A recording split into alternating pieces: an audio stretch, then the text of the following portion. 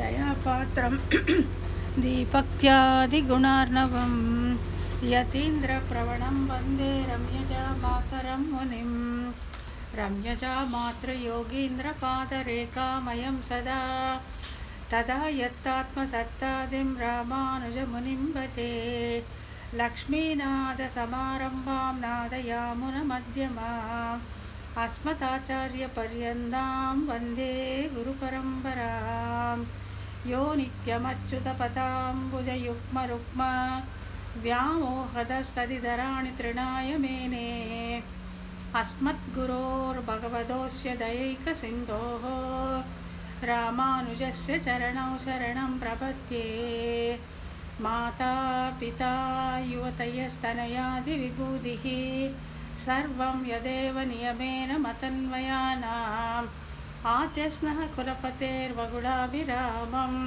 श्रीमत्ततङ्घ्रियुगलं प्रणमामि मूर्ध्ना भूतं सहश्च महदाह्वयभट्टनाद श्रीभक्तिसारकुलशेखरयोगिवाहान् भक्ताङ्घ्रिरेणुपरकालयतीन्द्रमिश्रान् श्रीमत्पराङ्कुशमुनिं प्रणतोऽस्मि नित्यम्. அனைவருக்கும் வணக்கம். நம்ம குரு பரம்பரையை பார்த்துட்டு போன வகுப்பில் ஆளவந்தார் யாமுனாச்சாரியார் வரைக்கும் பார்த்துட்டோம். அவர் எப்படி அந்த ஆக்கியாழ்வான் அப்படிங்கிற ஒரு வென்று பாதி ராஜ்யத்தை பெற்று அரசரானார்.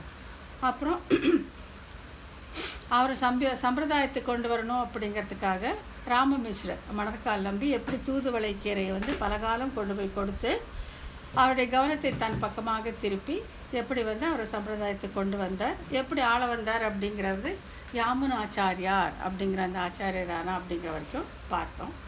இப்போ அவர் தனக்கு பின்னால் யார் இந்த சம்பிரதாயத்தை நிர்வகித்து கொண்டு போவார்கள் அப்படின்னு யோசிக்கும்போது அவர் இளையாழ்வார் அப்படின்னு சொல்லிட்டு இருந்தவரை பார்த்துட்டு காஞ்சிபுரம் கோயிலில் முதல்வன் இவரே அடுத்த தலைவன் ஆவான் அப்படின்னு கடாட்சித்துறாரு.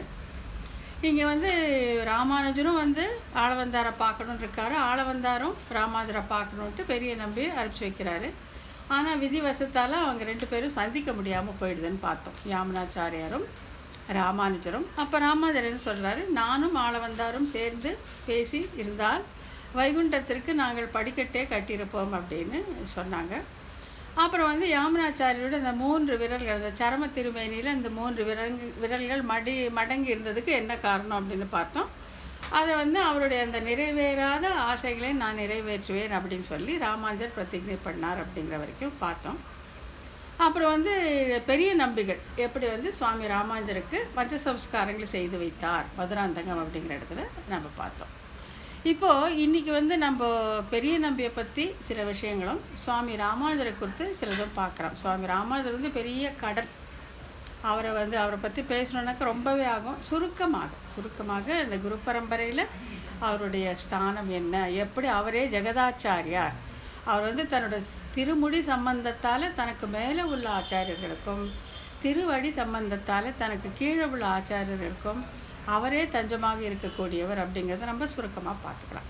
ஏன்னா இன்னும் பார்க்க வேண்டிய ஆச்சாரியர்கள் இருக்காங்க. எம்பார் இருக்கார், பட்டர் இருக்கார், நஞ்சிகர், நம்பிள்ளை, பெரியவாச்சான் பிள்ளை, வடக்கு திருவேதி பிள்ளை, பிள்ளலோகாச்சாரியர் வரைக்கும் நம்ம பார்க்கணும். அதனால் சுருக்கமாக பார்த்துக்கலாம். ராமானுஜரும் சரி, பெரிய நம்பி ராமானுஜர் ஒரு மாதிரி சேர்ந்தே வரும். ஆகியோர் 2 ஆச்சாரியர்கள் இன்றைக்கி நம்ம பார்த்துக்கலாம். இப்போ முதல்ல பெரிய நம்பி ரொம்ப சாத்விகர். அவர் ஆளவந்தாருடைய சிஷ்யர்களில் ஒருத்தர் பெரிய நம்பி அப்படிங்கிறவர். அவர் தான் இவருக்கு பஞ்சசம்ஸ்காரம் பண்ணி வச்சோம் பார்த்தோம் இல்லையா. அப்போ பஞ்சசம்ஸ்காரம் பண்ணும்போது அவர் அந்த துவய மந்திரம் அப்படிங்கிறது ரொம்ப விவரமாக சொல்லி கொடுக்குறார். யாருக்கு? சுவாமி ராமானுஜருக்கு. இந்த துவய மந்திரம் அப்படிங்கிறது தான் இது. ஸ்ரீமன் நாராயண சரணௌ சரணம் பிரபத்தே ஸ்ரீமதே நாராயணாய நமக அப்படிங்கிற இந்த 2 வரி தான். ஆனால் அதோடைய அர்த்தம் ரொம்ப விஸ்தீரமான இருக்கக்கூடியது. அதை அந்த அர்த்தத்தை பெரிய நம்பி சுவாமி ராமானுஜருக்கு சொல்லி கொடுக்குறார். சொல்லி கொடுத்துட்டு இதால் என்ன நான் தெரிஞ்சுக்க போகிறேன் அப்படின்னு சொல்லி சுவாமி ராமானுஜர் கேட்கும்போது, பிரமாணம் எது, பிரமேயம் எது, பிரமாதா யார் அப்படின்னு இது உனக்கு சொல்லி கொடுக்கும் அப்படின்னு சொல்லார். பிரமாணம் அப்படின்னா சான்று, எவிடன்ஸ்னு வச்சுக்கலாம். பிரமேயம் அப்படின்னா அந்த பிரமாணத்தால் அறியப்படும் வஸ்து. இந்த சான்றை வச்சு இதை நம்ம தெரிஞ்சுக்கலாம் அப்படிங்கிறது பிரமேயம். பிரமாதா அப்படிங்கிறது யாருன்னு பார்த்தாக்கா, யார் தெரிந்து கொள்கிறார்களோ அவர். யார் வந்து பிரமாணத்தை கொண்டு பிரமேயத்தை அறிகிறாரோ அவரே வந்து பிரமாதா அப்படின்ட்டு. பெரிய நம்ம என்ன சொல்லி கொடுக்கிறாரு, துவயம்தான் பிரமாணம், துவயம்தான் பிரமாணம், காஞ்சி வரதர் தான் பிரமேயம், நீர் தான் பிரமாதா அப்படின்னு சொல்லி கொடுக்கிறார். ஆகையால இங்க வந்து துவய மந்திரம் தான் வந்து பிரமாணம். அதை கொண்டு தான் நம்ம ஏதோ ஒரு வஸ்துவை நாம் அறிய போகிறோம். அந்த பிரமேயமாக அந்த வஸ்துவான காஞ்சி வரதர் தேவராஜ பெருமாள் தான். அப்போ அவர் தான் வந்து காஞ்சி வரதன் தான் வந்து பிரமேயம். அறிந்து அனுபவிக்க கூடியதான நீர் தான் சுவாமி ராமானுஜர் தான் பிரமாதா அப்படின்னு முக்கியமான அந்த விஷயத்த அவருக்கு சொல்லி கொடுக்குறாரு. அப்புறம் ரெண்டு பேருமே வந்து ஸ்ரீரங்கத்திற்கு இருந்துட்டு வராங்க. யாரு, பெரிய நம்பியும் சுவாமி ராமானுஜரும். அந்த காலத்து என்ன ஆகுதுனாக்கா, ஒரு சோழ அரசன் வந்து அவனுக்கு பிடிக்கிறது இல்லை, இந்த மாதிரி ஸ்ரீ வைஷ்ணவம் செழித்து வளர்வதை பார்த்து அவனுக்கு பிடிக்காம என்ன பண்றான்னாக்கா, அவன் வந்து இந்த பிரதானமான சோழ அரசர்கள் கிடையாது. அந்த சோழ நாட்டில் கலகம் ஏற்பட்ட பொழுது ஏதோ ஒரு தளபதியானவன் தன்னை அரசனாக சொல்லி கொண்டு இருந்தான். அவனுக்கு வந்து அவனுடைய பேர் கூட சரியா தெரியாதனால அவ்யபதேசன் அப்படின்னு சொல்லுவாங்க. அதாவது பேர் சொல்லக்கூட தகுதி இல்லாதவன் அப்படின்ட்டு. அவன் பிற்காலத்துல ரொம்ப உடம்பு சரியில்லாம அவன் இறந்தனால அவனுக்கு கிருமி கண்ட சோழன் அப்படிங்கிற பேர் உண்டு. அவன் என்ன பண்றான், எப்படியாச்சும் இந்த வைஷ்ணவர்கள் எல்லாம் வந்து ஒழிச்சிடணும் அப்படின்னு ஒரு திட்டம் போடும்போது அவனுக்கு வந்து நாலூரான் அப்படின்னு சொல்லி ஒரு மந்திரி அவன் சொல்லி கொடுக்குறான். இந்த மாதிரி ஒரு வைஷ்ணவரான் இப்போ அழிக்கிறதுல எந்த விதமான லாபமும் இல்லை, நீ வந்து சுவாமி ராமானுஜரை கூப்பிட்டுட்டு வந்து அவர் கையால் வந்து எழுதி வாங்கிக்கும், இந்த மாதிரி சிவனே பரதெய்வம்னு எழுதி வாங்கிட்டேனாக்கா அதை கேட்டு எல்லா வைஷ்ணவர்களும் வந்துடுவாங்க சைவத்துக்கு அப்படின்னு சொன்ன உடனே அவன் வந்து இவரை கூப்பிட்டுட்டு வரத்துக்கு அனுப்புகிறான். அந்த டைமில் வந்து அப்போ வந்து ராமானுஜர் வந்து இந்த சோழர் இந்த கையில் அகப்பட்டா அவருக்கு ஆபத்து அப்படின்னு சொல்லிட்டு அவரை வந்து மேல்நாட்டுக்கு, அதாவது மேல்கோட்டை பக்கமாக அனுப்பிட்டு அவருடைய மிகவும் பிரியமான சிஷ்யரான கூரத்தாழ்வான் தான் காவி வஸ்திரத்தை உடுத்தி கொண்டு நான் தான் ராமானுஜர் அப்படின்னு போறார். அப்போ போகும்போது அவரோட கூட வந்து பெரிய நம்பி போறார். பெரிய நம்பி ரொம்ப வயசானவர், தளர்ந்த உடல்நிலை. அவருடைய மகள் அத்துழாய்ங்கிற அவளும் கூட போறாங்க. சோழனுடைய சபையில பெரிய பெரிய விவாதம் நடக்குது. அது ரொம்ப பெரிய விஷயம், அதுக்குள்ள இப்ப நம்ம போறதில்ல. ஆனா அந்த சோழனை வந்து கூரத்தாழ்வான் பல விஷயங்களை கூறி அவனுக்கு சொல்லி கொடுக்க பார்க்கிறார். இந்த மாதிரி ஸ்ரீமன் நாராயணனே பரதெய்வம், இது நாங்க சொல்றது இல்லப்பா, பாரு இதுக்கு இத்தனை விதமான சாட்சிகள் இருக்கு அப்படின்ட்டு 25 கட்சி அப்படின்னு சொல்லுவாங்க. 25 கட்சிகளை வச்சு நிரூபிக்க பார்க்கும்போது அவன் ஏத்துக்கிறது இல்லை. ஏன்னா அவன் வந்து தீர்மானம் பண்ணிட்டான் இவங்களை எப்படியாச்சும் ஒழிச்சு கட்டணும் அப்படின்ட்டு. ஆனா என்ன பண்றான், அவங்க இங்க 2 பேருடைய கண்களையும் சுட்டு பொசுக்கி விட வேணும் அப்படின்னு சொல்லிட்டு பெரிய நம்பியுடைய கண்களை வந்து சுட்டு பொசுக்கிறார். அப்போ பெரிய நம்பி என்ன சொல்றாரு, நீ இத்தனை ஆழ்வான் இவ்வளவு சொல்லியும் நீ கேட்டுக்கலையே, உனக்கு ஒன்னே ஒண்ணு நான் சொல்றேன். ஒருத்தன் வந்து உலக அளந்த பொழுது தன் திருவடியை நீட்டினான், அதை ஒருவன் நீர் கொண்டு கழுவினான், அதை ஒருவன் தன் தலை மீது ஏற்றான், இதை வச்சு கூட நீ கண்டுபிடிச்சிக்க மாட்டியா யார் வந்து பரமாத்மா அப்படின்ட்டு அப்படின்னு சொன்னாக்கா நல்லா அவன் கோவிச்சுக்கு அவனுடைய கோபத்துக்கு ஒன்றும் எல்லையே இல்லாமல் போயிடுது. ஆழ்வான் என்ன பண்றாரு, நீ என்னுடைய கண்கள் நீ ஒன்றும் கெடுக்க வேண்டியதில்லை, நானே என்னுடைய கண்களை குருடாக்குவேன், உன்னை பார்த்த கண்கள் எனக்கு வேண்டவே வேண்டான்ட்டு அவர் தன் கண்களை தானே பறித்து கொள்கிறார். அதனால எம்பெருமானார் தரிசனத்துக்காக தம் தரிசனத்தை தந்தவர் கூரத்தாழ்வான் அப்படின்னு அவர் கொண்டாடுறது உண்டு. அதாவது எம்பெருமானார் தரிசனம் அப்படின்னா ராமானுஜருடைய தரிசனம், அவருடைய அந்த கோட்பாடு என்ன, ஸ்ரீமன் நாராயணனே தத்துவம், அவனே ஹிதம், அவனே புருஷார்த்தம் அப்படின்னு சொல்லக்கூடியதுதான் எம்பெருமானார் தரிசனம். அதை வந்து எல்லா இடத்துலையும் சொல்லணும், பரப்பணும், மக்கள் வந்து தெரிஞ்சுட்டு அவர்கள் மோட்சத்துக்கு போகணும், பற்றக்கூடியது பற்ற வேண்டியதை பற்றணும், பற்றக்கூடாத விடணும் அப்படின்னு சொல்லி ராமானுஜருடைய அந்த தரிசனம், அவருடைய அந்த கோட்பாடு தான் எம்பெருமானார் தரிசனம்ட்டு. அதை காப்பாற்றுவதற்காக தன் தரிசனத்தை கொடுத்தார், தன்னுடைய விழிகளை கொடுத்துட்டார் ஆழ்வான். ஏன்னா நான் தான் ராமானுஜர் அப்படின்ட்டு காவி உடுத்துட்டு போனார் இல்லையா, ராமானுஜரை காப்பாற்றி மேல்நாட்டுக்கு அனுப்பிச்சுட்டு தான் ராமானுஜர் அப்படின்னு போய் தன்னுடைய கண்களை இழந்தார் அப்படின்னு சொல்றது உண்டு. இது ரொம்ப பெரிய விஷயம். அப்புறம் வந்து இந்த கண்கள் நோவுபட்ட அந்த கண்களோடு அந்த வெயில் காலத்துல நடந்து வராங்க அவங்க, இங்க சோழனுடைய சபையிலேருந்து ஸ்ரீரங்கத்துக்கு வராங்க. அப்போ ஏற்கனவே வயோதிகம், இந்த கண்கள் வேற அடிபட்டு ரொம்ப கஷ்டம். இவர் பெரிய நம்பிக்கை வந்து நடக்கவே முடியல. அப்போ ஏதோ ஒரு கிராமத்துல ஒரு மண்டபத்துல வந்து படுத்துக்கிறாங்க, தன்னுடைய கூரத்தாழ்வானுடைய மடியில் தன்னுடைய தலை வச்சுட்டு தன்னுடைய மகளான அத்துழாய் மடியில் தன்னுடைய கால்களை நீட்டிட்டு படுத்துக்கிறார். அப்போ ஆழ்வான் சொல்றாரு, சுவாமி நம்ம ஸ்ரீரங்கத்துக்கு போயிடலாம், எப்படியாச்சும் முயன்று போயிடலான்னா பெரிய நம்பி வேண்டாம் வேண்டாம், என்னோட உயிர் இங்கேயே பிரியட்டும் அப்படிங்கிறாரு. அதுக்கு அவர் சொல்லக்கூடிய காரணம் தான் வந்து நம்ம கொஞ்சம் ஆழமாக சிந்திச்சு பார்க்கணும். அங்கே தான் வந்து நான் எப்போவுமே முதலேன்னு சொல்லிட்டு இருக்கேன் இல்லையா, நம்முடைய குரு பரம்பரையில் தியாகம் அப்படிங்கிறது எவ்வளோ முக்கியம். ஏன்னா அவங்க வந்து இப்போ என்னை பார்த்து தான் எல்லாரும் செய்ய போகிறாங்க, நான் ஒரு உதாரணமாக இருக்கணும் அப்படிங்கிறதுக்காக அவங்க எந்த எல்லைக்கு வேணாலும் போகிறாங்க அப்படிங்கிறத நம்ம பெரிய நம்பியுடைய இந்த வாழ்க்கையிலேருந்து நம்ம பார்த்துக்கிறோம். அவர் என்ன சொல்கிறாரு, வேண்டாம் ஆழ்வான், என்னுடைய உயிர் இங்கேயே பிரியட்டும்.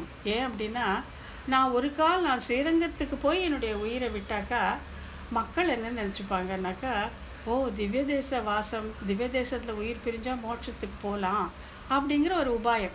இப்போ மோட்ச சாதனங்கள் பல இருக்கு இல்லையா, கர்மஞான பக்தி யோகம் பிரபத்தி எல்லாமே இருக்குது. அதில் ஒன்று வந்து திவ்ய தேச வாசம். திவ்ய தேசத்தில் இருந்து நீங்கள் உயிர் பிரிஞ்சால் நீங்கள் ஸ்ரீவைகுண்டத்துக்கு போகலாம் அப்படிங்கிற ஒரு நம்பிக்கை உண்டு. இவர் பெரிய நம்பி என்ன நினைக்கிறாரு, இப்போ நான் ஒரு ஆச்சாரியர், இப்போ நான் வந்து ஸ்ரீரங்கத்துக்கு உயிரை பிடிச்சிட்டு போய் நான் ஸ்ரீரங்கத்துக்கு போய் உயிரை விட்டால் என்ன நினச்சிப்பாங்கன்னா மக்கள் வந்து, ஓஹோ திவ்ய தேச வாசம் வந்து ஒரு உபாயம், இதில் நல்லா இருக்கும்னு சொல்லி உபாயத்தில் ஈடுபட துணிவார்கள். உபாயத்தில் ஈடுபடுவது வந்து இந்த ஆத்மஸ்வரூபத்துக்கு விருத்தமானது. இந்த ஆத்மா ஒரு உபாயம் செய்து தான் போய் எம்பெருமானை அடையாது அப்படிங்கிற இதில் ஊன்று இருந்தவர்கள் நம்முடைய ஆச்சாரியர்கள். இப்போ நானே ஒரு உதாரணமாக, நானே ஸ்ரீரங்கத்துக்கு போய் உயிரை விட்டால் எல்லாருமே, ஓ பெரிய நம்பி ஸ்ரீரங்கத்தில் வந்து தன்னுடைய பிராணத்தை விட்டார், ஆகையால திவ்ய தேச வாசம் ஒரு மோட்ச சாதனமாகும் அப்படின்னு உபாயத்தில் ஈடுபட்டு விடுவார்கள். அந்த உதாரணத்தை நான் வச்சுக்க கூடாதுன்ட்டு என்னோட உயிர் இங்கேயே பிரியட்டும் அப்படின்னு சொல்கிறார். அப்போ இப்போ நம்ம என்ன சொல்கிறோம், இப்போ வந்து பெரிய நம்பி வந்து நமக்கு இதை காட்டி கொடுத்துருக்காரு, உபாயத்தில் ஈடுபடக்கூடாது, திவ்ய தேச வாசம் உபாயம்னு நினைக்கக்கூடாது, அது வந்து அவனுக்கு சேஷமான, அவனுக்கு பாரதந்திரியமான அந்த ஜீவாத்மா ஸ்வரூபத்துக்கு பொருந்தாது, அவனே வந்து மேற்கொண்டு அவனே வந்து மோட்சத்துக்கு அழைத்து செல்ல வேண்டும், அவனே சாதனமாக வேண்டும், அவனே உபாயமாக வேண்டும் அப்படிங்கிறத காட்டி கொடுப்பதற்காக வந்து பெரிய நம்பி அப்படி ஒரு தியாகத்தை செய்கிறார். அதுதான் இப்போ இதுக்கு முன்னால் பெரிய நம்பி வந்து நம்ம பார்த்தாலே ஆளவந்தாருடைய சிஷ்யர் அப்படின்னு சொல்லிட்டு, இப்போ பெரிய நம்பி வந்து ஸ்ரீரங்கத்தில் இருக்கு. இப்போ நம்ம சொன்னது வந்து கடைசி. இப்போ நம்ம முன்னால சில விஷயங்களை நம்ம பார்த்துக்கலாம். ஒன்று என்னன்னாக்கா, பெரிய நம்பி வந்து திருப்பாவை ஜீயர் அப்படிங்கிற அந்த பட்டத்தை ராமானுஜருக்கு கொடுத்தது வந்து பெரிய நம்பி தான். அது என்னென்னா, அந்த காலத்தில் வந்து சன்னியாசிகள் வந்து இந்த உஞ்ச விருத்தி அப்படின்னு போவாங்க. அதாவது ஏதாவது ஒன்று ஒரு உபனிஷத்தையோ ஒரு ஆழ்வாருடைய பாசுரங்களையோ பாடிட்டு பிக்ஷைக்கு எழுந்தருள்வார்கள், உஞ்ச விருத்தின்னு போவாங்க. போய் அதை வாங்கிட்டு அதை தான் வந்து அவங்க கழுவிட்டு அதை இது பண்ணி சாப்பிட்டு அதிலேயே தான் அவங்க இருப்பாங்களே தவிர மற்றபடி எந்த ஆகாரத்தையும் எடுத்துக்க மாட்டாங்க. அப்படி போகும்போது சுவாமி ராமானுஜர் வந்து ஸ்ரீரங்கத்து தெருவில் போகும்போது அவர் வந்து கோதா உபனிஷத் அப்படின்ற அந்த திருப்பாவை தான் அவருக்கு ரொம்ப பிடிக்கும். மற்ற எந்த உபனிஷத்தை காட்டிலும் அவருக்கு அந்த கோதா உபனிஷத் அப்படின்னு சொல்லப்படக்கூடிய அந்த திருப்பாவை தான் அவருக்கு ரொம்ப பிடிக்கும். அதை வந்து அழகாக பாடிட்டே வந்து அந்த உஞ்சவிருத்திக்காக அவர் போவார். போகும்போது அவர் அதில் ரொம்ப தன்னை மறந்து அதில் அவர் ஆழங்கால் பட்டுடுவார். யார்? சுவாமி ராமானுஜர்.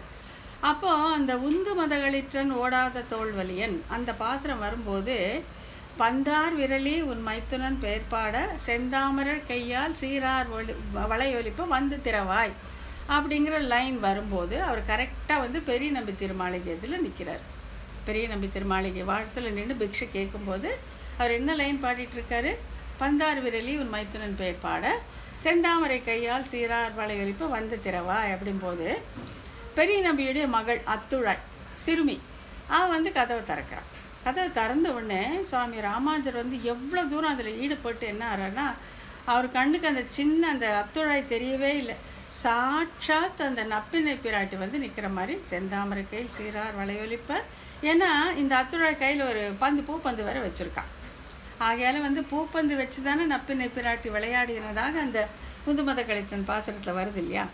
ஆகையால் ராமானுஜர் கண்ணுக்கு இது சின்ன பெண்ணாவே தெரியல, சாட்சாத் அந்த அத்துழாயாகவே தெரிய அப்படியே மயக்கம் போட்டு விழுந்துடுறார். அவருடைய காலை வணங்குற மாதிரி விழுந்துடுறார். அப்படியே அந்த சின்ன பெண்ணு பயந்துடுது. உள்ளே ஓடி போய் என்ன பண்ணுறது, அப்பா அப்பா பெரிய நம்பிக்கிட்ட அப்பா அப்பா இந்த மாதிரி சுவாமி ராமானுஜர் வந்தார் பிக்ஷைக்காக, நான் கதவை திறந்தேன், அப்படியே என்னை பார்த்து அப்படியே மயக்கம் போட்டு விழுந்துட்டாருன்னா அதுக்கு அவர் உடனே சொல்கிறாரு, அதெல்லாம் ஒன்றுமே பயப்படாத, அவர் மனசில் வந்து உந்து மதகளின் பாசனம் போயிட்டுருக்கு, அது அனுசந்தானமாக போயிட்டுருக்கு, வேற ஒன்றும் இல்லை அப்படின்னு சொல்லிட்டு வெளியில் வந்து என்ன ஜியா உந்து மதகளின் அனுசந்தானமோ அப்படின்னு கேட்குறாரு. ஆம் சுவாமின்ட்டு ஒரு மயக்கம் தெளிஞ்சு உட்காந்தவுடனே பிக்ஷை வாங்கிட்டு போயிடுறாரு. அப்போ தான் இவர் அவ்வளோ தூரம் அந்த திருப்பாவை பாசுரத்தில் ஈடுபட்டு இருந்ததுனால அவருக்கு திருப்பாவை ஜீயர் அப்படிங்கிற அந்த திருநாமத்தை வந்து பெரிய நம்பி தான் சாத்தி விடுறார். அப்புறம் இன்னொரு உதாரணம் சொல்லுறேன். என்னன்னாக்கா, நம்ம ஆளவந்தாருடைய சிஷ்யர்களில் மாரநேரி நம்பி அப்படின்னு ஒருத்தர் இருந்தார். அவர் வந்து இந்த மாரநேரிங்கிற ஊரை சேர்ந்தவர். அவர் வந்து நான்காம் வர்ணத்தினர். ஆனால் ஆளவந்தாரிடம் ரொம்ப அளவு கடந்த பக்தி, அவருக்கும் இவர் மேலே ரொம்ப பிரியம். அந்த பிரியம் எவ்வளோ தூரம் இருந்ததுன்னா, ஆளவந்தாருக்கு ஒரு முறை இந்த ராஜப்பிளவை அப்படிங்கிற கட்டி வந்தது முதுகில்.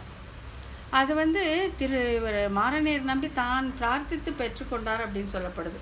ஆச்சாரியன் கஷ்டப்படாமல் இருக்கணும், எனக்கு வந்துட்டு அந்த வியாதின்ட்டு இவர் அதை பிரார்த்தித்து பெற்றுக்கொண்டு ஆச்சாரியனை பார்த்து கொண்டார் அப்படின்னு சொல்கிறது உண்டு. இப்போது இந்த மாரநேர் நம்பிக்கை உடம்பு சரியில்லாமல் போயிடுது. உடம்பு சரியில்லாமல் அவங்க வந்து சேரியில் இருப்பாங்க இல்லையா, அக்ரஹாரத்தில் இவங்கெல்லாம் இருப்பாங்க, அவங்க சேரியில் இருப்பாங்க.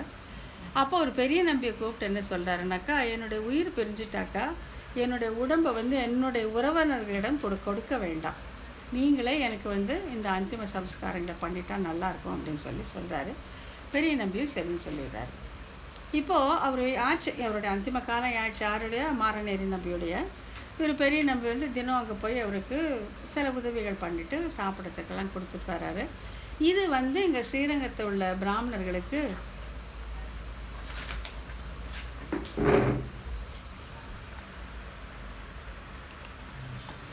பிடிக்கிறது இல்லாமல் என்ன பண்ணுறாங்க, பலமுறை வந்து பெரிய நம்பியை இது பண்ணுறாங்க, எச்சரிக்கிறாங்க. நீங்கள் பண்ணுறது சரியில்லை, நீங்கள் வந்து ஒரு பிராமணராக ஒரு ஆச்சாரியராக இருந்துட்டு எப்படி வந்து நீங்கள் போய் ஒரு சூத்திரருக்கு இந்த மாதிரி போகலாம், அவருக்கு போய் உதவி பண்ணலான்னு கேட்டால் இவர் ஒன்றும் பதில் சொல்லாமல் இருக்கார். அதுக்காக அவங்க என்ன பண்ணுறாங்கன்னாக்கா, இவருடைய வீட்டு வாசலில் முள்ளெல்லாம் போட்டு வச்சுருவாங்க, அவர் வெளியில் வந்து போக முடியாமல் இருக்கிற மாதிரி பண்ணிடுறாரு. இப்போது மாரநேரி நம்பியோடைய உயிர் பிரிஞ்சிருது, அவருக்கு அந்த பரம்பரை பிராப்தி ஆகிடுது. அப்போ வந்து சுவாமி ராமானுஜர்கிட்ட பெரிய நம்பி கேட்குறாரு, இந்த மாதிரி இந்த அந்திம சம்ஸ்காரத்தை நான் பண்ண போகிறேன்னா, ராமானுஜர் வந்து என்ன நீங்கள் பண்ணுறீங்களா, எப்படி இது அப்படின்னு சொல்லி கேட்டு, அதாவது அதுக்கு எதிர்ப்பு தெரிவிக்கிற மாதிரி நடந்துக்கிறார். என்ன சொல்கிறார், ஜியா நான் ஒரு பக்கம் வேலி போட்டுகிட்டே வந்தால் நீங்கள் ஒரு பக்கம் பிரிச்சுட்டே போகிறீங்களா அப்படின்னு கேட்குறாரு. நான் வந்து சம்பிரதாயத்தில் இதுன்னு சொல்லிட்டு வரேன், நீங்கள் இப்படி போகிறீங்களே அப்படின்ட்டு. அப்போ ஒரு கேள்வி எழுது, சுவாமி ராமானுஜர் வந்து இந்த மாதிரி ஒரு வார்த்தை சொல்லியிருப்பாரா அப்படின்னா, இல்லை பெரிய நம்பி வாக்குலேயே வரணும், ஏன் இது பண்ணுறேங்கிறது அவருடைய வாக்குலேயே வரட்டும் அப்படிங்கிறதுக்காக சுவாமி ராமானுஜர் அப்படி சொன்னார் அப்படின்னு அந்த சரித்திரம் போகிறது. பெரிய நம்பி என்ன சொல்கிறாருன்னாக்கா, ஜட்டாயுக்கு ராமன் மோட்சம் கொடுத்தான், சரியா? ராமன் எப்பேற்பட்டவன், சாட்சாத் பரமாத்மா, அவன் ராமனாக அவதாரம் பண்ணியிருக்கான். ஜட்டாயுங்கிற ஒரு பக்ஷிக்கு அவன் மோட்சத்தை கொடுத்தான். இப்போ மாரநேர் நம்பி வந்து ஜட்டாயுவை விட மோசமானவர் அல்ல, நான் வந்து ராமனை காட்டிலும் பெரியவனும் அல்ல. ஸோ எப்போ ராமன் வந்து ஜட்டாயுக்கு மோட்சம் கொடுத்தானோ, ராமனை விட மிகவும் தாழ்ந்த நான் ஜட்டாயை விட உயர்ந்தவரான மாரநேரி நம்பிக்கு நான் அந்திம சம்ஸ்காரம் செய்தால் என்ன, ராமன் செஞ்சான் இல்லையா, ஜட்டாயுக்கு செய்தார், அதை உதாரணமாக சொன்ன உடனே ராமானுஜர் தகும் அப்படிங்கிறார். சரி, ராமானுஜருக்கு தெரியாதுன்ட்டு இல்லை, வேற ஒன்றும் இல்லை, ஆச்சாரியனுடைய வாயால் ஆச்சாரியனுடைய திருவாக்கில் இது வரணும் அப்படிங்கிறதுக்காக எல்லாம் பண்ணுறாரு. அவருக்கு அந்த அந்திம சம்ஸ்காரங்கள் எல்லாம் முடிஞ்சிருது. ஆனாலும் வந்து இங்கே ஊரில் இருக்கிற பிராமணர்கள் ஒரு பல விதத்தில் தொந்தரவு கொடுக்குறாங்க. அப்போ வந்து சித்திரை தேர் நடக்குது. சித்திரை தேர் நடக்கும்போது பெருமாள் புறப்பாடாகும்போது அத்துழாய் வந்து பெருமாளை தேரை நிற்க வச்சு கேட்குறான், நீ எப்படி வந்து எங்கள் அப்பாவுக்கு இவ்வளோ கஷ்டத்தை கொடுக்குற, நீ சொல்லி கொடுத்ததானே அவர் பார்த்துட்ருக்காரு, மாரநேர் நம்பிக்கை அந்திம சம்ஸ்காரம் பண்ணது இவ்வளோ பெரிய தப்பா அப்படின்னு சொன்னோன்னே தேர் அப்படியே நின்றுடுது, நகரதே இல்லை. அப்புறமா அவர் அர்ச்சகர் முகமாக அது வந்து பெருமாள் வந்து சொல்கிறார், இல்லை பெரிய நம்பி செய்தது சரிதான், அது பாராட்டத்தக்கது அப்படின்னு சொல்லி, நீங்கள் எல்லோரும் இந்த மாதிரி செய்கிறது தப்பு அப்படின்னு அவர்களுக்கு உணர்த்திய உடனே அவர்களும் தம்முடைய தப்பை உணர்ந்து கொண்டு அந்த முள்ளெல்லாம் எடுத்துட்டு அவர்கிட்ட வந்து பழையபடி இருக்க ஆரம்பித்தாங்க அப்படிங்கிறது வரலாறு. இப்போவும் பார்த்தீங்கன்னாக்கா பெரிய நம்பி திருமாளிகை இருக்குது ஸ்ரீரங்கத்தில். அதுக்கு பக்கத்திலே தான் இந்த சித்திரத்தேர் நிற்கும். அந்த இடத்துல பெருமாள் நின்று பதில் சொன்னது அப்படிங்கிறதுக்காக இன்றைக்கும் சித்திரத்தேர் வந்து அங்கேருந்து தான் புறப்பாடு கண்டறணும். அதுதான் வந்து பெரிய நம்பியோடைய அந்த இது. அப்புறம் இன்னொரு முறை என்ன ஆகுது அப்படின்னாக்கா, ராமானுஜர் வந்து அப்படியே தன் சிஷ்யர்களோடு வந்துட்டு இருக்கும்போது பெரிய நம்பி வந்து சாஷ்டாங்கமாக விழுந்து வணங்குறார். யார்? சுவாமி ராமானுஜரை. அப்போ எல்லாரும் கேட்குறாங்க, இது என்ன இது, அவர் சிஷ்யர், நீங்கள் வந்து ஆச்சாரியன், நீங்கள் ஏன் போய் வணங்குறீங்க அப்படின்னாக்கா, எனக்கு என் கண்ணுக்கு வந்து ராமானுஜரே தெரியல, சாட்சாத்து அந்த யமுனை துறைவனே வந்த மாதிரி தோணுச்சு, அதனால நான் வணங்கினேன் அப்படின்னு சொல்கிறார். ராமானுஜரை கேட்குறாங்க, உங்கள் ஆச்சாரியன் விழுந்து வணங்கினப்போ நீங்கள் டக்குன்னு அவரை வாரி எடுத்துருக்க வேண்டாமா, இல்லை ஏதாச்சும் பண்ணாமல் பேசாமல் வந்தீங்களே, அதுக்கு என்ன அர்த்தம்னா, அதுக்கு ராமானுஜர் சொல்கிறாரு, நான் வந்து அந்த ஆச்சாரியனுக்கு பரதந்திரியமாக இருப்பவர். ஒரு பெருமாள் வந்து திருத்துழாயை தன் முடியிலும் சூட்டிக்கொள்ளலாம், தன் திருவடியிலும் சூட்டிக்கொள்ளலாம். அந்த மாதிரி ஆச்சாரன் எனக்கு வணங்கணும்னா அவருடைய இஷ்டம், அதுதானே தவிர அது வந்து அவர் என்னை யமுனை துறைவராக பார்த்தாரு. இப்போ நான் வந்து எழுந்துருங்க அப்படின்னு எல்லாம் சொன்னாக்கா அவருடைய வணக்கத்தை நான் ஏற்றுக்கொண்டதாக ஆகிவிடும். அதனால் தான் நான் ஒன்றும் பேசாமல் அங்கிருந்து நான் மேல் சென்று விட்டேன் அப்படின்னு சொல்கிறாரு. இதெல்லாம் தான் பெரிய நம்பி. நிறைய இருக்குது, உதாரணத்துக்காக 1-2 சொல்லியிருக்கிறேன். இப்போ அடுத்ததாக பெரிய நம்பிக்கு பின்னால் வந்து ஆச்சாரிய பீடத்தை அலங்கரித்தவர் சுவாமி ராமானுஜர். சுவாமி ராமானுஜரை பற்றி சொல்லணும்னா ரொம்ப இதாக நான் சுருக்கமாக, அதாவது அவர் வந்து ஒரு தத்துவ ஞானி மட்டும்தான் அப்படின்னு சில பேர் சொல்கிறது. தத்துவ ஞானி மட்டும்தான். அவர் பிரம்மசூத்திரத்துக்கு பாஷை எழுதினார், கீதா பாஷை எழுதினார், அந்த மாதிரி பண்ணாரே தவிர பெருசாக அவர் ஒன்றும் கைங்கரியங்கள் பண்ணவில்லை அப்படிங்கிறது சில பேருடைய வாதம். அதை பற்றி ஒரு பெரிய ஒரு 10-7-8 வருஷத்துக்கு முன்னால் பெரிய பெரிய விவாதமே போச்சு. அவர் வெறும் தத்துவஞானி மட்டும்தான், கைங்கரியப்பரர் அல்ல அப்படிங்கிற மாதிரி. அதுக்கு சில எதிர்ப்பும் வந்தது, சில நூல்களும் வந்தன அதை பற்றி.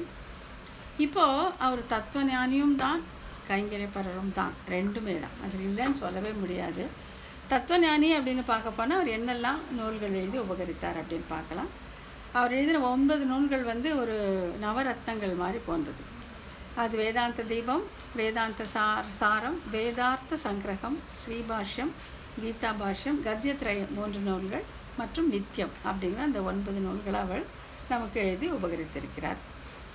அப்புறம் வந்து அவருடைய கைங்கரியங்களை பார்க்கணுன்னா தான் அதுதான், அதாவது யாரும் நினச்சி கூட பார்க்காத அளவுக்கு, அதாவது எல்லாமேன்னு பார்த்துக்கோங்களேன். அதாவது என்ஜினியரிங்னா வாட்டர் மேனேஜ்மெண்ட், நாலேஜ் மேனேஜ்மெண்ட் எல்லாத்தையும் பண்ணியிருக்காரு. ஸ்ரீரங்கத்தில் வந்து அவருடைய அபிப்பிராயம் என்ன அப்படின்னாக்கா, கைங்கரியம் பெருமாளுக்கு வந்து செயல்பாட்டில் ஏதாச்சும் ஒன்று நம்ம செய்கிறோம் அப்படிங்கிற எண்ணம் வந்தால் தான் ஒருவருக்கு அந்த இறை நம்பிக்கை ஏற்படும். அதுக்கப்புறம் தான் வந்து அவன் இறைவன் யாருங்கிறத தெரிஞ்சுக்கிட்டு அப்புறம் சரணாகதி பண்ணி மோட்சத்தில் அவனுக்கு ஆசை வரும்.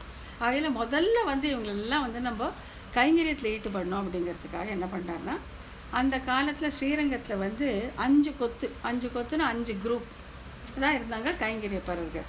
அதை வந்து 10 ஆக்கி அந்த பக்கம் அதை வந்து 20 கொத்தாக மாற்றினார். எல்லாருமே இறைவனுடைய கைங்கரியத்திலே பங்கு பெற வேண்டும். எல்லாம் உள்ளே இருக்கிற அர்ச்சகர்கள்லேருந்து முதல் கொண்டு இங்கே வந்து எல்லாம் தச்சு வேலை செய்கிறவங்க, ஓடம் ஓட்டுறவங்க, பாட்டு பாடுறவங்க, வீணை வாசிக்கிறவங்க, நாட்டியம் ஆடுறவங்க எல்லாரையுமே அவர் வந்து கைங்கரியத்தில் ஈடுபடுத்தினார். அப்படி கைங்கரியத்தில் ஈடுபடும் போது எடுத்த உடனே ஒருத்தரை வந்து நீங்கள் வந்து இறைவனிடம் பக்தி செலுத்தணும், நீங்கள் வந்து உபாயங்களை கைவிடணும், நீங்கள் மோட்ச சாதனமாக பண்ண ஒன்றும் புரியாது. ஏன்னாக்கா மக்களுக்கு அடிப்படை தேவைகள் அப்படிங்கிறது நிறைய இருக்கும். அதில் முதல்ல அடிப்படையானது வந்து உணவு, நீர், குடிப்பறதுக்கு நீர், அதுக்கப்புறம் இருக்க இடம், அதுக்கப்புறம் உடை, அந்த மாதிரி. ஆகையால் அவர் என்ன பண்ணாருன்னா, கோயில்களில் இந்த பிரசாதம் கொடுக்கறத ரொம்ப சிறப்பாக செய்து வச்சார். எல்லாம் வயிறு நிறைய சாப்பிடணும், அப்போ தான் வந்து அடுத்த லெவலுக்கு நம்ம போக முடியும் அப்படிங்கிறத. பட்னி இருக்கும்போது, பசியாக இருக்கும்போது பெரிய ஒன்றும் கைங்கரியம் தோணவே தோணாது. ஆகையால் அதை கவனித்து எல்லா கோயில் எல்லாவுடைய இந்த 4 திவ்ய தேசங்களிலும் எல்லா திவ்ய தேசங்களிலுமே வந்து அந்த பிரசாதம் நல்லபடியாக வழங்கப்படுவதற்கு அவர் ஏற்பாடு செய்தார். அவங்களுக்கெல்லாம் இருக்கிறதுக்கு இடம். இப்போ ஸ்ரீரங்கம் பார்த்தீங்கன்னா உத்தர வீதி, சித்திர வீதின்னு இருக்கும். அந்த உள்துறை வீதின்னு தான் சொல்கிறது. அங்கே எல்லாம் கைங்கரியப்பரர்கள், கோயிலில் யாரெல்லாம் வேலை செஞ்சாங்களோ அவங்களுக்கு எல்லாம் அங்கே வீடு, அங்கெல்லாம் வீடு. சித்திர வீதி, உத்தர வீதியில் கைங்கரியப்பரர்களுக்காக ஏற்படுத்தப்பட்டது தான் அது. அங்கே இருந்துட்டு எல்லாரும் அங்கேருந்து நிம்மதியாக இருந்துட்டு அங்கே வந்து கோயிலில் கைங்கரியம் பண்ணி அப்போ சத் விஷயங்களை பேசி அதுக்கப்புறம் கொஞ்சம் கொஞ்சமாக அவர்களுக்கு அந்த கைங்கரியத்தில் ஈடுபாடு வந்து எம்பெருமானிடம் ஈடுபாடு வந்து அப்புறம் அப்படியே வந்து அவர்கள் மோட்சத்தில் ஆசை கொள்வார்கள் அப்படின்ட்டு படிப்படியாக கொண்டு போகிறார். அதே மாதிரி திருநாராயணபுரத்தில் ஐவத்திபுரு அப்படின்னு சொல்லிட்டு 52 பேர் கொண்ட ஒரு குழுவை ஏற்படுத்தி எப்படி கிரமமாக பூஜை நடக்கணும்னு. திருமலையிலையும் அப்படிதான். திருமலையில், திருநாராயணபுரத்தில், ஸ்ரீரங்கத்தில் எல்லாத்திலுமே அவர் செய்த கைங்கரியங்கள் ஏராளம். அதுவும் இல்லாமல் வந்து அவர் வந்து எப்படி அந்த மாடுகளை கூட அவர் எப்படி வந்து பராமரித்தார் அப்படின்னு ரொம்ப அழகாக சொல்லப்படும். அதாவது அந்த கோரத மூலைன்னு இப்போ இருக்குது ஸ்ரீரங்கத்தில். கோரத மூலை அதுதான். அங்கே வந்து தான் அந்த கோசாலை இருந்துதான், மிகப்பெரிய கோசாலை. அங்கே தினம் அவர் காலையில் போய் அந்த ஒரு மாட்டை தொட்டு பார்த்து அதுக்கு இதுக்கு உடம்பு சரியில்லை, அதுக்கு உடம்பு சரியில்லை, நல்லா இருக்குன்னு சொல்லுவாராம். சொல்லிட்டு அந்த உடம்பு சரியில்லாத மாட்டை வந்து வேறு இடத்துக்கு அனுப்பிச்சிட்டு அதுக்கு மேலே இன்னொரு மாடு. இப்போது அந்த மாடுகளுக்கு வந்து கரும்பையே ஆகாரமாக கொடுக்க சொல்லி ஒரு ரெக்கமெண்ட் பண்ணுவாராம். ஏன்னா கரும்பை சாப்பிட்டா தான் அது வந்து இனிப்பான பாலை கொடுக்கும். அதை தான் வந்து நம்ம நம்பெருமாளுக்கு அதில் வந்து அதை அவருக்கு கண்ட்ரோல் பண்ணணும் அப்படின்னு சொல்லி அவ்வளோ தூரம் இது பண்ணி பார்த்துருக்காரு. காவேரியில் எப்போ வெள்ளம் வரும்னு கண்டுபிடிச்சிருவாராம். கண்டுபிடிச்சி மணல் மூட்டைகளை அடுக்கிறது அதெல்லாம் பண்ணி எல்லாமே எல்லா துறையிலும் அவர் இருந்திருக்காரு. அதே மாதிரி வந்து இது நம்ம நீர்வளம் எப்படி பார்க்கறதுன்ட்டு. இப்போ அந்த நீர்வளத்தை அவர் எப்படி பார்த்தாலும் முக்கியமானது வந்து நம்ம தொண்டனூர் ஏரி எங்கே திருநாராயணபுரத்தில். அங்கே வந்து பெரிய ஏரி அமைத்து அந்த நீர்ப்பாசனம் செய்து விவசாயம் எல்லாத்தையும் பார்த்துட்டு இன்றைக்கும் அந்த தொண்டனூர் ஏரி அப்படியே தான் இருக்குது. அது சுவாமி ராமானுஜர் கட்டினது. 1007 வருஷமாக அது அப்படியே இருக்குது. அந்த மாதிரி எல்லா விதத்துலையுமே அவர் பார்த்துருக்காரு. அதே மாதிரி அறிவு இது நாலேஜ் மேனேஜ்மெண்ட் அதையும் பண்ணியிருக்காரு. இப்போ பார்த்தீங்கன்னாக்கா நம்ம யக்ஞமூர்த்தி அப்படின்ட்டு ஒரு அத்வைத்த சித்தாந்தி, அவர் வந்து இவரோட வந்து வாத போருக்கு வராரு. வாத போருக்கு வரும்போது 16 நாள் 2 பேரும் அப்படியே ஒன்றா நடக்குது வாதம். 17ஆவது நாள் வந்து அவருடைய கை ஓங்கியிருக்கு. யார்? யக்ஞமூர்த்தியோட கை, அந்த அத்வைத்த சித்தாந்தியுடைய கை வந்து ஓங்கியிருக்கு. அப்போ சுவாமி ராமானுஜர் வந்து அடடா இது என்ன இத்தனை நாள் வந்து ஆளவந்தார் வரையிலும் கட்டி காத்த இந்த சம்பிரதாயம் என்னால் அழிந்து விடுமோ அப்படின்ட்டு அன்னைக்கு இரவு வந்து வெறும் தண்ணி மட்டும் குடிச்சிட்டு படுத்துக்கிறார். சாப்பிட கூட அவருக்கு மனசு இல்லை. அப்போ காஞ்சி வரதராஜ பெருமாள் வந்து கனவுல வந்து சொல்கிறார், இந்த மாதிரி உனக்கு ஒரு நல்ல சிஷ்யனை தரணுங்கிறதுக்காக தான் இந்த யக்ஞமூர்த்தியை நான் அனுப்பிச்சிருக்கேன். நீ வந்து ஆளவந்தார் சொன்ன இந்த மாயாவாத கண்டனத்தை சொல்லி அவனை வென்று விட்டாக்கா அவன் உனக்கு மிக சிறப்பான சிஷ்யனாக ஆகிவிடுவான் அப்படின்னு சொல்கிறாங்க. அதே மாதிரி இவர் வர்றாரு. இவர் வர்ற அந்த தேஜஸை பார்த்த உடனே யக்ஞமூர்த்தி தெரிஞ்சுக்கிறார், இன்னைக்கு கண்டிப்பாக நம்ம வந்து இவர்கிட்ட நம்ம தோத்துற போகிறோன்ட்டு. அவருடைய காலில் விழுந்து வணங்கின உடனே அவர் வந்து என்ன இன்னைக்கு நம்ம விவாதம் பண்ண வேண்டாமா அப்படின்னு கேட்க யக்ஞமூர்த்தி சொல்றாரு, இல்லை நீங்கள் வர்ற அந்த தேஜஸை பார்த்தாலே எனக்கு தெரியுது, தெய்வ செயல் நடக்க போகுதுன்னு தெரியுது அப்படின்னு சொல்கிறாரு. ஆனாலும் நீங்கள் எனக்கு சொல்லுங்கள் எப்படி வந்து இது ஏற்காது அப்படின்னு நீங்கள் எனக்கு சொல்லித்தரணும் அப்படின்னு சொன்ன உடனே அவர் அந்த மாயாவாத கண்டனத்தில் இருக்கக்கூடிய 7 விஷயங்களை சொல்கிறார். அதாவது 7 அனுபபத்தி அப்படின்னு சொல்லுவாங்க. இது வந்து நம்ம ஸ்ரீபாஷம் படிக்கும்போது பார்த்துருக்கோம். உபபத்தி அப்படின்னா தர்க்க ரீதியாக ஏற்கக்கூடியது, அனுபபத்தி அப்படின்னா தர்க்க ரீதியாக ஏற்க இயலாதது. அப்போ வந்து அவர் ஆளவந்தார் சொல்லியிருக்காரு, இந்த மாதிரி 7 விஷயங்களால் வந்து நம்ம இந்த அத்வைத்த சித்தாந்தத்தை ஏற்க முடியாதுன்ட்டு அதை சொல்லி வந்து இவர் யக்ஞமூர்த்தியை அவர் நல்லா புரிய வைக்கிறார். அப்போ என்னன்னா யக்ஞமூர்த்தி வந்து தன்னுடைய அந்த சித்தாந்தத்தை விட்டுட்டு விசிஷ்டாத்வைத சித்தாந்தத்தை ஏற்றுக்கொண்டு ராமானுஜருடைய சிஷ்யராக ஆகிவிடுகிறார். காஷாயம் திருதண்டம் அதெல்லாம் எடுத்துக்கிறார். அவருக்கு அருளாள பெருமாள் எம்பெருமானார் அப்படிங்கிற இது பண்ணி அவர் வந்து தன்னுடைய சிஷ்யராகவும் தன்னுடைய சிஷ்யர்களை சிலரை வந்து அவருடைய சிஷ்யர்களாக்கியும் ராமானுஜரும் இருவச்சுக்கிறாரு. அப்போது அவர் எழுதிய புஸ்தகம் அந்த அருளாள பெருமாள் எம்பெருமானார், அதாவது யக்ஞமூர்த்தி அத்வைத்தியாக இருந்து அவர் விசிஷ்டாத்வைத்தத்துக்கு வந்த பிறகு அவர் எழுதிய நூல்கள் வந்து ஞானசாரம் மற்றும் பிரமேயசாரம்னு ரொம்ப அருமையான நூல்கள். அதை படிக்க வாய்ப்பு இருந்தால் படிக்கணும், கண்டிப்பாக படிக்கணும், அவ்வளோ அழகாக இருக்கும். அதை அவரே இப்போ செஞ்சுட்டு எல்லாரும் சில இருக்காங்க. இப்போ வந்து சுவாமி ராமானுஜர் வந்து இப்போ எதுக்காக இந்த மாதிரி ஒரு அத்வைத்த சித்தாந்தியை போட்டிக்கு வச்சு கொடுக்குறாருன்னா அந்த அறிவு கூட நமக்கு இருக்கணும். அத்வைத்தத்தில் என்னெல்லாம் சொல்லியிருக்குன்னு அவங்களுக்கு நல்லா தெரியும், அதுவும் இருக்கணும். அதையும் இதையும் அப்போ வந்து உன்னை தோற்கடித்தேன், நான் தான் ஜெயித்தேன் அப்படிங்கிற கர்வமெல்லாம் நம்ம ஆச்சாரியர்களுக்கு கிடையவே கிடையாது. அவர்கள் எதுக்காக கொண்டாடுறாங்க அப்படின்னாக்கா அந்த அறிவையும் வச்சுட்டு மிக சிறந்த வழி எதுன்னு சொல்லும்போது அவர்கள் வழியில் வந்தவர்களுக்கு அதை சொல்லும்போது நன்றாக புலப்படும் அப்படிங்கிறதுக்காக. இதே மாதிரி பின்னால் இன்னொருத்தரை பார்க்க போகிறோம், நஞ்சியர் அப்படிங்கிறத, அது பின்னால் பார்க்கலாம். அந்த மாதிரி ஆகையால் இந்த மாதிரி ராமானுஜர் இது பண்ணிகிட்டே இருக்கார். இப்போ ராமானுஜருக்கு 5 ஆச்சாரியர்கள். இப்போ திருக்கோட்டியூர் நம்பியோட சிஷ்யர்கள் எல்லாம் ராமானுஜருக்கு ஆச்சாரியர்கள். இவருக்கு ஏன் 5 ஆச்சாரியர்கள், அதாவது பஞ்ச ஆச்சாரிய பதாச்சிரயா அப்படின்னு சொல்லுவாங்க. ஏன் 5 ஆச்சாரியர்கள்னா அதுக்கு ரொம்ப அழகாக ஒரு உதாரணம் சொல்கிறாங்க. என்னன்னாக்கா, ஒரு ராஜா தன்னுடைய சொத்தை தன் நம்பிக்கைக்கு உரிய மந்திரிகளிடம் பங்கிட்டு கொடுத்து, என்னுடைய மகன் பெரியவனான அப்புறம் இதை சேர்த்து விடுங்கள் அப்படின்னு சொல்வதை போல, அவர் ஆளவந்தார் என்ன பண்ணார், தன்னுடைய நம்பிக்கைக்கு உரிய தன்னுடைய மிக சிறந்த சிஷ்யர்கள் 5 பேர்களிடம் 5 விஷயங்களை சொல்லி இதை நீங்கள் ராமானுஜருக்கு சொல்லி கொடுக்கணும் அப்படின்னு சொல்லி வச்சிடுறார். அந்த ரீதியில் பார்த்தாக்கா, பெரிய நம்பிக்கிட்டேருந்து என்ன கற்றுக்கிட்டாரு, துவயம் சொன்னோம் இல்லையா, இது பிரமாணம் எது, பிரமேயம் எது, பிரமாதம் எது அப்படிங்கிறத பெரிய நம்பிக்கிட்டேருந்து கற்றுக்கிட்டார். திருக்கோட்டியூர் நம்பிக்கிட்ட தான் இவர் திருமந்திரார்த்தத்தை கற்றுக்கிட்டார். இது பொதுவாகவே எல்லாருமே சொல்லக்கூடிய ஒரு வரலாறு தான் இது. அதாவது அந்த திருமந்திரார்த்தம் அந்த காலம் வரைக்கும் ஓரான் வழியாக வந்தது.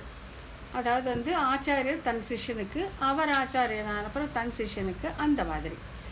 அப்போது ராமானுஜர் திருவுள்ளத்தில் என்ன ஓடுதுன்னா, அடடா இந்த சம்சார நிவர்த்தகமான இந்த திருமந்திரத்தை இப்படி ஓரான் வழியாகவே வருது.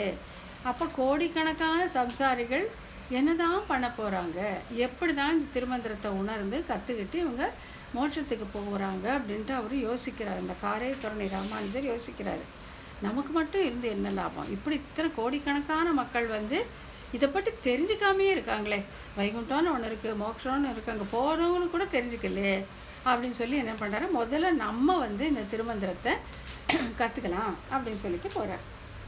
அப்போ திருக்கோட்டியூர் அந்த காலத்தில் சிஷ்யனுடைய அந்த தகுதியை ஆராய்ந்து பார்த்து தான் மந்திரங்களை சொல்லி கொடுப்பாங்க. அந்த மாதிரி இருக்கும்போது இப்போ ராமானுஜர் திருக்கோட்டியூருக்கு போகிறார். எங்கள் ஸ்ரீரங்கத்துலேருந்து நடந்து திருக்கோட்டியூருக்கு போய் அங்கே போய் கேட்பாராம், திருக்கோட்டியூர் நம்பியோட திருமாளிகை எது அப்படின்னா, அதான்னா அங்கேருந்து கீழே விழுந்து தண்டனிட்டு அங்கே போய் கேட்பார். போய் நிற்பார். போய் நின்னோடனே அவர் கேட்பாராம், யார் என்ன விஷயம்னு. இந்த மாதிரி நான் தான் ராமானுஜர் வந்திருக்கேன்னா, போய் அகங்காரம் மமக்காரங்களை விட்டு வாரும் அப்படின்னு திருப்பி அனுப்பிச்சிடுறார். இந்த மாதிரி திருப்பி அனுப்புகிறார். 17 முறை அவரை திருப்பி அனுப்பிச்சிடுறார். ராமானுஜர் சலிக்கிறதே இல்லை. போறாரு வராரு. அப்படியே உபவாசம் இருந்து என்னென்னவோ பண்ணி பார்க்குறாரு. அப்போ சில ஸ்ரீ வைஷ்ணவர்கள் போய் சொல்கிறாங்க திருக்கோட்டியூர் நம்பிக்கிட்ட, நீங்கள் பண்ணுற கொடுமையை பார்த்தா எங்களுக்கே கஷ்டமாக இருக்குது, பாவம் அவருடைய பொன்மேனி வாடுது, சாப்பிட மாட்டேங்கிறாரு, தண்ணி குடிக்க மாட்டேங்கிறார், இதிலே இருக்காருன்னா அதுக்கு திருக்கோட்டியூர் நம்பி சொல்கிறாரு, நீங்கள் ஏன் கவலைப்படுறீங்க, இங்கே இருந்தால் எங்கிட்ட கற்றுக்கிட்டோம், இல்லை மேலே போனால் ஆளவந்தார்கிட்ட கற்றுக்கிட்டோம் அப்படின்ட்டு அவ்வளோ ஒரு. அதாவது ஆச்சாரியர்களை 2 விதமாக சொல்லுவாங்க. கிருபா மாத்திர பிரசன்னாச்சாரியார், அனுவர்த்தி பிரசன்னாச்சாரியார் 2 விதமாக சொல்லுவாங்க. இந்த கிருபா மாத்திர பிரசன்னாச்சாரியர் அந்த பசு மாதிரி வாத்சல்யம் மிக்கவர்கள், அவங்களா சீடர்களை தேடி கொண்டு போய் நல்ல நல்ல விஷயங்களை சொல்லுவாங்க. இந்த அனுவர்த்தி பிரசன்னாச்சாரியருங்கிறது சிஷ்யனை சோதிச்சு பார்த்து இவன் இதை ஏற்கத்தக்கவனா கேட்கத்தக்கவனான்னு தகுதி பார்த்து தான் சொல்லி கொடுப்பாங்க. ராமானுஜர் கிருபா மாத்திர பிரசன்னாச்சாரியர்னா, திருக்கோட்டியூர் நம்ம அனுவர்த்தி பிரசன்னாச்சாரியர். ஆகையில ராமானுஜரை சோதிச்சு கடைசியில் திருமந்திரம் சொல்கிறதுக்கு ஒத்துக்கிட்டு அவருக்கு பக்கத்தில் உட்காரி அந்த கிரமமாக எப்படி அவன் காதில் அந்த திருமந்திரத்தை, அந்த அஷ்டாட்சரத்தை சொல்லி கொடுக்குறாரு. சொல்லி கொடுத்துட்டு என்ன சொல்கிறாரு, இதை யாருக்குமே சொல்லக்கூடாது, நீ மட்டும்தான் மனசில் வச்சுக்கணும், அப்புறம் உன்னுடைய சிஷ்யர்களை இதே மாதிரி தகுதியை சோதித்து நீ சொல்லி கொடுக்கலாம் அப்படின்னு சொல்லி முடிச்ச உடனே நேராக மேலே போய் இதை கற்றுக்கிறதுக்காக நிறைய பேர் அங்கே காத்திருக்காங்க. அவங்க கிட்ட போய் அவங்களுக்கு எல்லாம் அந்த திருமந்திரத்தை சொல்லி கொடுத்துறாரு, திருமந்திரத்தையும் அதோடைய பொருளையும். அப்போ நம்பிக்கை சரியான கோபம் நான் தான் இப்படி சொன்னேனே, ஏன் இந்த மாதிரி பண்ணேன், இந்த மாதிரி ஆச்சாரியனோட திருவாக்கு மீறினா என்ன ஆகுன்னு உனக்கு தெரியுமானா, நரகம் தான் கிடைக்கும் சாமி அப்படின்னா, நரகத்துக்கு போகவான்னு இவ்வளோ பாடுபட்டேன்னாக்கா, அப்போ சுவாமி ராமானுஜர் சொல்கிறாரு, நான் ஒருத்தர் நரகத்துக்கு போனால் பரவாயில்ல, இப்படி கோடிக்கணக்கான மக்கள் இந்த திருமந்திரத்தை உச்சரித்து மோட்சத்துக்கு போவாங்க, அதுவே எனக்கு போதும் அப்படின்னா. ஸோ அங்கே திருப்பியும் நம்ம பார்க்குறோம் நம்ம ஆச்சாரியர்களுடைய அந்த தியாக மனப்பான்மை. நான் கஷ்டப்பட்டாலும் பரவாயில்ல, எனக்கு என்ன ஆனாலும் பரவாயில்ல, மக்கள் இந்த சம்சாரத்தில் உணரக்கூடிய இந்த ஜீவர்கள் அதாவது எண்ணத்தை இழந்தோனும் தெரியல, எழுந்துட்டோமேனும் தெரியல, இதுல இந்த மீள்றதுக்கு வழியும் தெரியல. இப்படி இருக்கிறவங்க, இந்த பசுக்கூட்டம் போல இருக்கிற இந்த ஜீவர்கள் உஜ்ஜீவிக்க வேணும் அப்படிங்கிறதுக்காக ஒவ்வொரு ஆச்சாரியரும் பாடுபட்டிருக்காங்க அப்படிங்கிறத நம்ம பார்க்குறோம். அப்போ சொல்றாரு, இந்த மாதிரி நான் நரகத்துக்கு போனாலும் பரவாயில்ல, இத்தனை பேர் வந்து மோட்ச சாம்ராஜ்யத்தை அடையட்டும் அப்படின்னா. அப்போதான் வந்து திருக்கோட்டிய நம்பிக்கை தெரியுது, அடடே எப்பேற்பட்டவன் எம்பெருமான் ஐயா நீர் அப்படின்ட்டு, நீ சாட்சாத்து பெருமாள் தான் அப்படின்னு அவர் அப்படியே கட்டி அணைச்சிக்கிறாரு. அன்னிலேருந்து சுவாமிக்கு எம்பெருமானார் அப்படிங்கிற திருநாமம் கிடைச்சிருது. அடுத்த ஆச்சாரியர் வந்து திருமலை நம்பி, பெரிய திருமலை நம்பி. அவர் வந்து மாமாவே சுவாமி ராமானுஜருக்கு தாய் மாமனே ஆகணும். அவர் வந்து பூரா வந்து ராமாயணத்துடைய உள் அர்த்தத்தை, அதாவது ராமாயணம் விளக்க ராமாயணத்தை முழுவதும் எடுத்துட்டு அது வந்து அதுதான் சரணாகதி சாஸ்திரம். ராமாயணம் அப்படிங்கிறது சரணாகதி சாஸ்திரம். ராமன்னா யாரு, அவன் எந்த தர்மத்தை காமிச்சு கொடுத்தான், மற்றவர்களை என்ன காமிச்சாங்க, சீதா பிராட்டியோட ஸ்வரூபம் என்ன, இந்த ராவணனுங்கிறது யாரு, விபீஷ்ணனுங்கிறது யாரு அப்படிங்கிறத ரொம்ப விரிவா சரணாகதி சாஸ்திரமாக ராமாயணத்தை சொல்லி கொடுத்தது யாரு, பெரிய திருமலை நம்பி நம்ம சுவாமி ராமானுஜருக்கு. அப்புறம் இன்னொரு ஆச்சாரியர் வந்து திருவரங்க பெருமாள் அரையர் அப்படின்னு சொல்லிட்டு, அவரும் வந்து ஆளவந்தாருடைய மகன். அவர் என்ன சொல்லி கொடுக்குறாருனாக்க சரமோபாய நிர்ணயம். சரம உபாயம் அப்படின்னா நம்ம அன்னைக்கே பார்த்தோம் இல்லையா, ஆச்சாரிய நிஷ்டை. சரம உபாயம்னா ஆச்சாரிய நிஷ்டை. ஆச்சாரியரையே உபாய உபேயமாக பற்றக்கூடியதுதான் சரமோபாய நிஷ்டை. அதையும் இல்லை சில ரகசிய அர்த்தங்களை வந்து திருவரங்க பெருமாள் அரையர் அவருக்கு அழகாக சுவாமி ராமானுஜருக்கு சொல்லி கொடுக்குறார். அதுவும் எப்படின்னாக்கா அப்படி அவ்வளோ தூரம் வந்து சிசுரூஷை பண்ணி, இப்போ மாதிரி இல்லை. அந்த காலத்தெல்லாம் வந்து ஆச்சாரியனை வந்து சந்தோஷப்படுத்தான் சொல்லி கொடுக்க முடியும். அப்போ வந்து அவர் அரையர் இல்லையா, திருவரங்க பெருமாள் அரையர்னால அவர் அந்த அரையர் சேவை, அந்த தாளம் அடிச்சுட்டு பாடுவார். அதனால் அந்த தொண்டை வறண்டு போயிருக்கும் அவருக்கு. அதுக்காக சுவாமி ராமானுஜர் வந்து மஞ்சள் எல்லாம் ரொம்ப பதமாக அரைச்சு அவருடைய தொண்டைக்கெல்லாம் போட்டு அவர் உடம்புக்கெல்லாம் எண்ணெய் நீவி அவ்வளோ பண்ணுவாராம். திருவரங்க பெருமாள் அரையர் கேட்பாராம், என்னுடைய சொத்தை கொள்ளையடிக்கவோ நீ இப்படி செய்கிறார் அப்படின்னு கேட்பாங்களாம். சொத்துனா என்ன, ஒரு 15 கோடி 20 கோடி அதெல்லாம் இல்லை. அதாவது ஒரு ஆச்சாரியன் சிஷ்யனுக்கு கொடுக்கக்கூடிய சொத்துன்னா அவர் அறிந்த எல்லா விஷயங்களும், அதுதான் அவருடைய சொத்து. அந்த சொத்தை வந்து சிஷ்யனுக்கு கொடுப்பார் அவர். அப்போ அவரு அரங்கர் சொல்றாரு, இவர் பண்ற அந்த சிசுஷை மகிழ்ந்து என்னுடைய சொத்தை, என்னுடைய சொம்மை கொள்ளையடிக்கவோ இப்படி நீ செய்கிறாய் அப்படின்னு சந்தோஷமா சொல்லிட்டு அவர் எல்லாம் சொல்லி கொடுக்குறார். அப்போ ஆச்சாரியருடைய சொத்து வந்து இது ரகசியங்கள் எல்லாமே, அர்த்த விசேஷங்கள் எல்லாம் சிஷ்யனுக்கு சொல்லி கொடுக்கறது. இப்போ நம்முடைய சொத்து என்ன, ஒரு ஜீவனுடைய சொத்து என்னன்னாக்கா எம்பெருமானுக்கு பரதந்திரியமாக இருந்து கைங்கரியம் செய்யக்கூடியது தான் ஜீவாத்மாவுக்கு சொத்து. வேற எதுவுமே சொத்தே கிடையாது. கோடி கோடி பணமா, பல வீடுகளா, வாகனங்களா, சொத்து, அது ஆடு அம்பு அதெல்லாம் இல்லை. ஜீவனுக்கு சொத்து, அதுக்கு சொத்தாக இருக்கக்கூடியது கைங்கரியம் தான். அது போச்சுனாக்கா நம்ம ஏழானதான் அர்த்தம். சரி, எம்பெருமானுக்கு சொத்து எது அப்படின்னா அவனுடைய திருமேனி, அவனுடைய உடம்பு தான் அவனுக்கு சொத்து. அதை தான் அவன் வந்து ஹனுமனுக்கு, பரதனுக்கு, அக்ரூருக்கு அவன் கொடுக்குறான். அவன் பரிஷ்வங்ஷம் சொல்றாங்க இல்லையா, அனைத்து படுத்திக்கிறது. அப்படி பண்ணும்போது அந்த தன்னுடைய சொத்தாகிய தன்னுடைய திருமேனியை இவர்களுக்கு கொடுத்தான் அப்படின்ட்டு. ஆகையால எம்பெருமானுக்கு சொத்து, ஜீவனுக்கு சொத்து, ஆச்சாரியனுக்கு சொத்து அப்படின்னு பார்த்தோம். ஆகையால திருவரங்க பெருமாள் அரையர் வந்து தன்னுடைய சொத்தாக அந்த அறிவை, அந்த ஞானத்தை அப்படியே சுவாமி ராமானுஜருக்கு சொல்லி கொடுத்தார் அப்படின்னு சொல்லிட்டு. இன்னொரு ஆச்சாரியர் யாருன்னு பார்த்தீங்கன்னா திருமாலை ஆண்டான் அப்படின்ட்டு.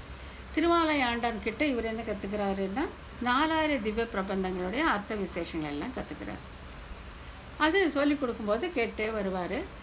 சுவாமி ராமானுஜருக்கு வந்து இந்த திருவாய்மொழி பாசுரங்கள ரொம்ப ஈடுபாடு. மாறன் அடிபணிந்து உய்ந்தவன் அப்படின்னு சொல்றோம் இல்லையா, அப்படி ஒரு ஈடுபாடு. இப்போ அவர் வந்து சில பாசுரங்களுக்கு பூர்வர்கள் சொன்ன அர்த்தத்தை காட்டிலும் வேற சொல்லுவாராம் சுவாமி ராமானுஜர். இது திருமாலையாளன் என்ன இந்த மாதிரி மாற்றி மாற்றி சொல்கிறாரு, நம்ம ஒன்று சொன்னால் அவர் ஒன்று சொல்கிறாருன்ட்டு அவருக்கு ரொம்ப ஆச்சரியமாக போயிடுது. ஆனால் நிறுத்திடுறார். நான் உங்களுக்கு தான் எல்லாம் தெரியும் போல் இருக்குன்ட்டு, இதெல்லாம் விஸ்வாமித்திர சிருஷ்டியாக இருக்கிறத நீங்கள் புது புது அர்த்தமாக சொல்கிறீங்களே, இதெல்லாம் நாங்கள் ஆளவந்தார்கிட்ட நாங்கள் கேட்டதே இல்லையே அப்படின்னு சொல்லி நிறுத்திடுறார். அப்போ திருக்கோட்டியூர் நம்பி வரார். வந்து என்ன சொல்கிறாரு, ஐயோ அப்படி இல்லை, நீங்கள் ராமாந்திரம் என்னன்னு நினச்சிங்க, அவர் வந்து ஏகலைவனை போலவர். அவர் வந்து ஆளவந்தாரை நேரடியாக பார்க்காவிட்டாலும் கூட ஆளவந்தார் சொன்ன அந்த அர்த்த விசேஷங்கள், திருவாய்மொழி பாசுரங்களுக்கு அவர் சொன்ன அர்த்த விசேஷங்கள் இவருக்கு தன்னால் லபிச்சிருக்கு, தானாக வந்திருக்கு. ஏன்னா நாங்கள் வந்து ஆளவந்தார்கிட்ட இந்த அர்த்த விசேஷங்கள் நாங்கள் கேட்டிருக்கோம். இதெல்லாம் சும்மா ராமாந்தரம் சொன்னதே இல்லை, ஆளவந்தார் சொல்லியிருக்காரு. அது இவருக்கு அவருடைய மிதமிஞ்சிய ஞானத்தால் லபிச்சிருக்கு. எப்படி வந்து கண்ணன் போய் சாந்திபனிக்கிட்ட கேட்டான் இல்லையா, சாந்திபனிக்கிட்ட எல்லாத்தையும் கற்றுட்டான்ட்டு. அவனே ஜெகதாச்சாரியன் இல்லையா, கிருஷ்ண மகாச்சாரியன் யாரு, கண்ணன். அவன் சாந்திபனிக்கிட்ட உட்கார்ந்தா கேட்டுக்கணும் இல்லை, அந்த மரியாதைக்காக குருவிடம் வந்து கற்றுக்கணுங்கிற அந்த மரியாதைக்காக அவர் கண்ணன் கற்றுக்கிட்டதை போல தான் எம்பெருமானார் வந்து நம்மக்கிட்டலாம் கற்றுட்ருக்கிறாரு. ஆகையில நீங்கள் தொடர்ந்து சொல்லுங்கள், அவர் சொன்ன அர்த்தங்களையும் நம்ம கேட்டுக்கலாம் அப்படிங்கிற மாதிரி சொன்ன உடனே அதுக்கப்புறம் வந்து திருவாய்மொழி பாசுரங்களை மேலும் வந்து அப்படி சொல்ல ஆரம்பிச்சிட்டாங்க. அந்த மாதிரி இப்போது அந்த அந்த ஆச்சாரியர்களை பார்த்தோம். பெரிய நம்பி, பெரிய திருமலை நம்பி, திருவரங்க பெருமாளரையர், திருக்கோட்டியூர் நம்பி, திருமாலையாண்டார். இந்த 5 பேர்கிட்ட சுவாமி என்னென்ன கற்றுக்கிட்டார் அப்படிங்கிறத நம்ம பார்த்துட்டோம். அதுக்கப்புறம் வந்து இப்போ அவர் நூல்கள் எழுதியது, நூல்கள் என்னென்ன நூல்கள் எழுதினார் அப்படின்னு பார்த்துட்டாக்க, முதல்ல தான் வந்து நம்ம இந்த ஆளவந்தாருடைய அந்த ஆசை நிறைவேற்றணுங்க அப்படிங்கிற முதல்ல அது என்ன பார்த்தோம், பிரம்மசூத்திரங்களுக்கு விசிஷ்டாத்வைத்த பரமாக ஒரு நூலை எழுத வேண்டும் அப்படிங்கிறது. இப்போது அதுதான் முக்கியமான விஷயம். அது வந்து ஆளவந்தார் காலத்தில் அவருக்கு பண்ணுறதுக்கு வாய்ப்பில்லை, அவருக்கு நேரமும் இருக்குல்ல. ஆகையால் தான் அந்த வேலை வந்து ராமாந்தருக்கு ஒப்படைக்கப்பட்டது. இது நம்ம ஸ்ரீபாஷ்யம் பார்க்கும்போது ரொம்ப விவரமாக பார்த்துருக்கோம். எப்படி வந்து அவர் காஷ்மீரத்துக்கு போனார், அந்த போதாயன விருது எப்படி வாங்கினார், எப்படி வந்து திருப்பி அதை திருடிட்டாங்க, அதெல்லாம் ரொம்ப விவரமாக பார்த்துருக்கோம். அந்த போதாயன விருத்தி கிரந்தத்தில் சொல்லியிருக்கிறதன் பிரகாரம் வந்து சுவாமி ராமானுஜர் பிரம்மசூத்திரங்களுக்கு விசிஷ்டாத்வைத்த பரமாக எழுதியதான் ஸ்ரீபாஷ்யம் அப்படின்னு சொல்லக்கூடிய அந்த நூல். அது அந்த ஸ்ரீபாஷ்யம் அப்படிங்கிற அந்த தலைப்பை கொடுத்தது வந்து சாட்சாத் சரஸ்வதி தேவி. இவருக்கு பாஷ்யக்காரர் அப்படிங்கிற அந்த ஒரு பட்டத்தையும் கொடுத்து அருள் புரிந்தாள் அப்படின்னு இது வந்து நம்ம ஸ்ரீபாஷ்யம் படிக்கும்போது ரொம்ப விவரமாக பார்த்துருக்கோம். அதே மாதிரி வேதாந்த தீபம், வேதாந்த சாரம், வேதாந்த சங்கரம், அதுவும் கூட அந்த அந்த வார்த்தைகளுக்கு பொருள் தான் சுருக்கமாக சற்றே விரிவாக மிக விரிவாக செய்யப்பட்ட நூல்கள் தான் அது. அப்புறம் வந்து கீதார்த்த சங்கிரகம், கீதா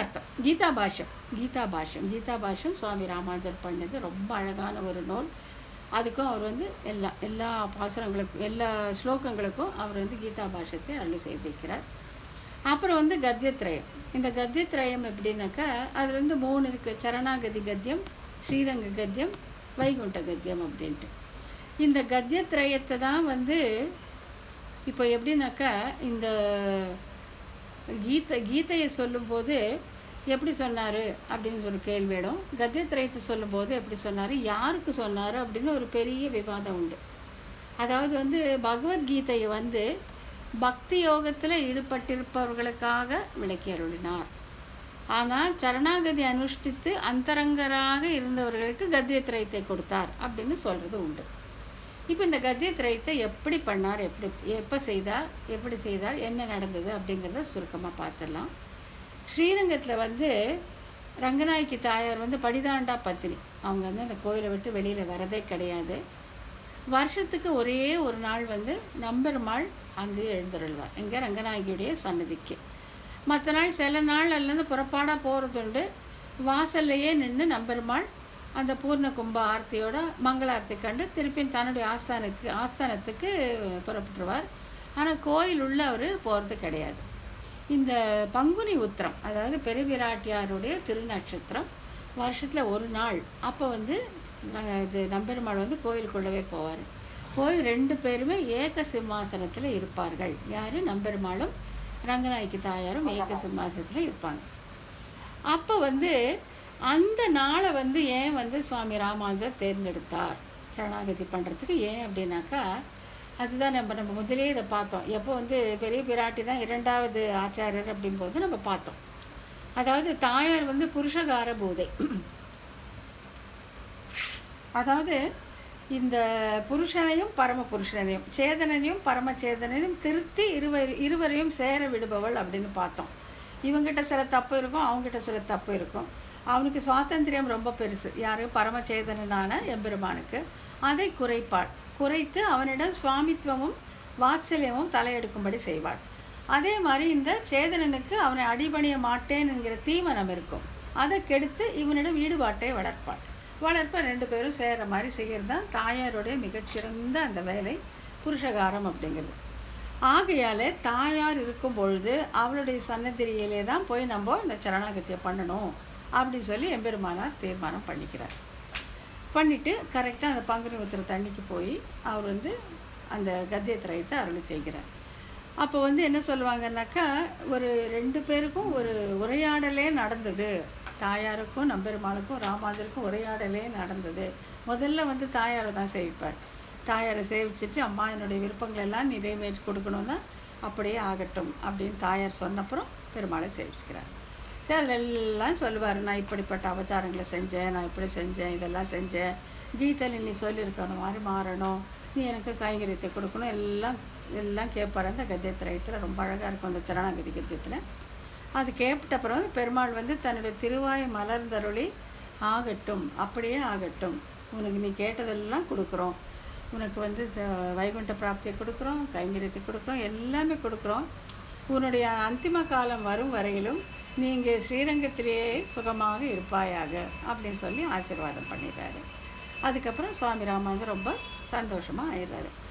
இப்போ வந்து அவருடைய சிஷ்யர்கள் பிரதானமான முதலியாண்டானுக்கு ஒரு சந்தேகம் வருது. என்னன்னா, நீங்கள் வாங்கிட்டீங்க, நீங்கள் கேட்டு இந்த மாதிரி வந்து உங்களுக்காக மோட்சம் கைங்கரியம் எல்லாம் வாங்கிட்டீங்க, நாங்கள்லாம் என்ன ஆகிறது, எங்களுக்கெல்லாம் உண்டுன்னா. அப்போ சுவாமி ராமானுஜர் சொல்கிறாரு, எனக்கு மட்டுமல்ல, நான் வந்து இந்த மோட்சத்தையும் கைங்கரியத்தையும் வேண்டியது வாழையடி வாழையாக என்னுடைய சிஷ்யர், அவருடைய சிஷ்யர் யாராருக்கெல்லாம் இந்த திருவடி சம்பந்தம் உண்டோ ஆகிய அத்தனை பேருக்குமே இது உண்டு அப்படின்னு சொல்றாரு. அதனால் அது வந்து முதலியாண்டானுக்கு தெரியாதுங்கிறது இல்லை, இவருடைய வாயால் அதை கேட்டுக்கணும் அப்படிங்கிறதுக்காக அதை சொல்லுவாங்க. எப்படி அதான் சொல்லுவாங்க, என்னன்னாக்கா, பொற்கற்பகம் எம் ராமானுஜமுனி அப்படின்வாங்க.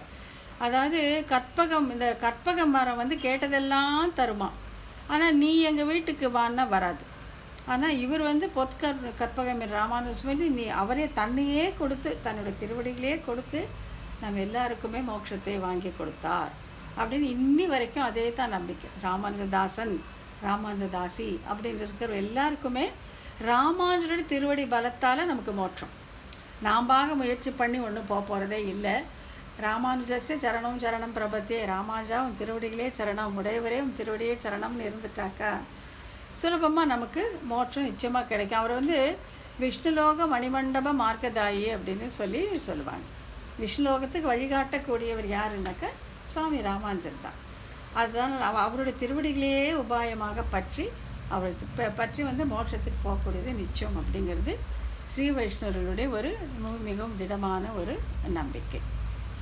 இப்போ இது உதாரணமாக காட்டுறதுக்கு பல ஐதீகங்கள் உண்டு, என்னென்னவோ நடந்திருக்கு. எப்படி நிறைய இடத்துல இது எப்படி தான் இது வந்து ராமானுஜர் திருவடி சம்பந்திக்கு மோட்சம் எப்படி கிடைச்சிரும், சும்மாவே கிடைச்சிருமா அப்படின்னு சொல்லி கேள்வி எழுதுறது உண்டு. இதுக்காக வந்து அவருடைய காலத்தில் நடந்த ஒரு விஷயத்த சொல்லுவாங்க எப்போவுமே. அதாவது பிள்ளை உறங்காவிலிதாசர் அப்படின்னு ஒருத்தர் இருந்தார். அவர் வந்து மல்லர், பிறப்பால மல்லர். அவர் வந்து ராமானுஜர்கிட்ட அடிப்பணிந்து ரொம்ப அப்படி தாசியத்தை ஈடுபட்டு அவர் கூடவே இருக்கக்கூடியவர்.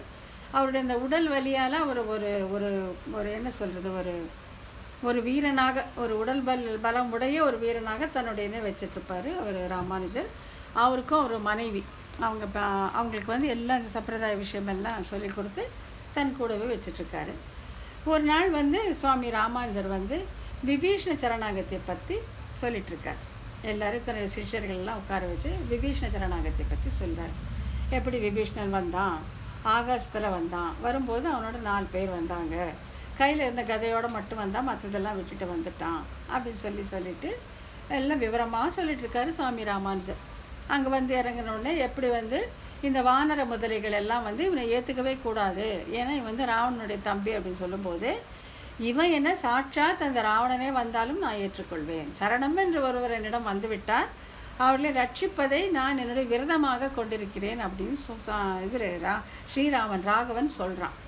அதை வந்து ரொம்ப விவரமாக வந்து சுவாமி ராமானுஜர் சொல்லிட்டு இருக்காரு. அப்போ இந்த உறங்காவிலிதாசர் என்ன பண்ணுறாரு, மெதுவாக எழுந்து க்ஷமிக்கணும்னு சொல்லிட்டு வெளியில் போயிடுறாரு.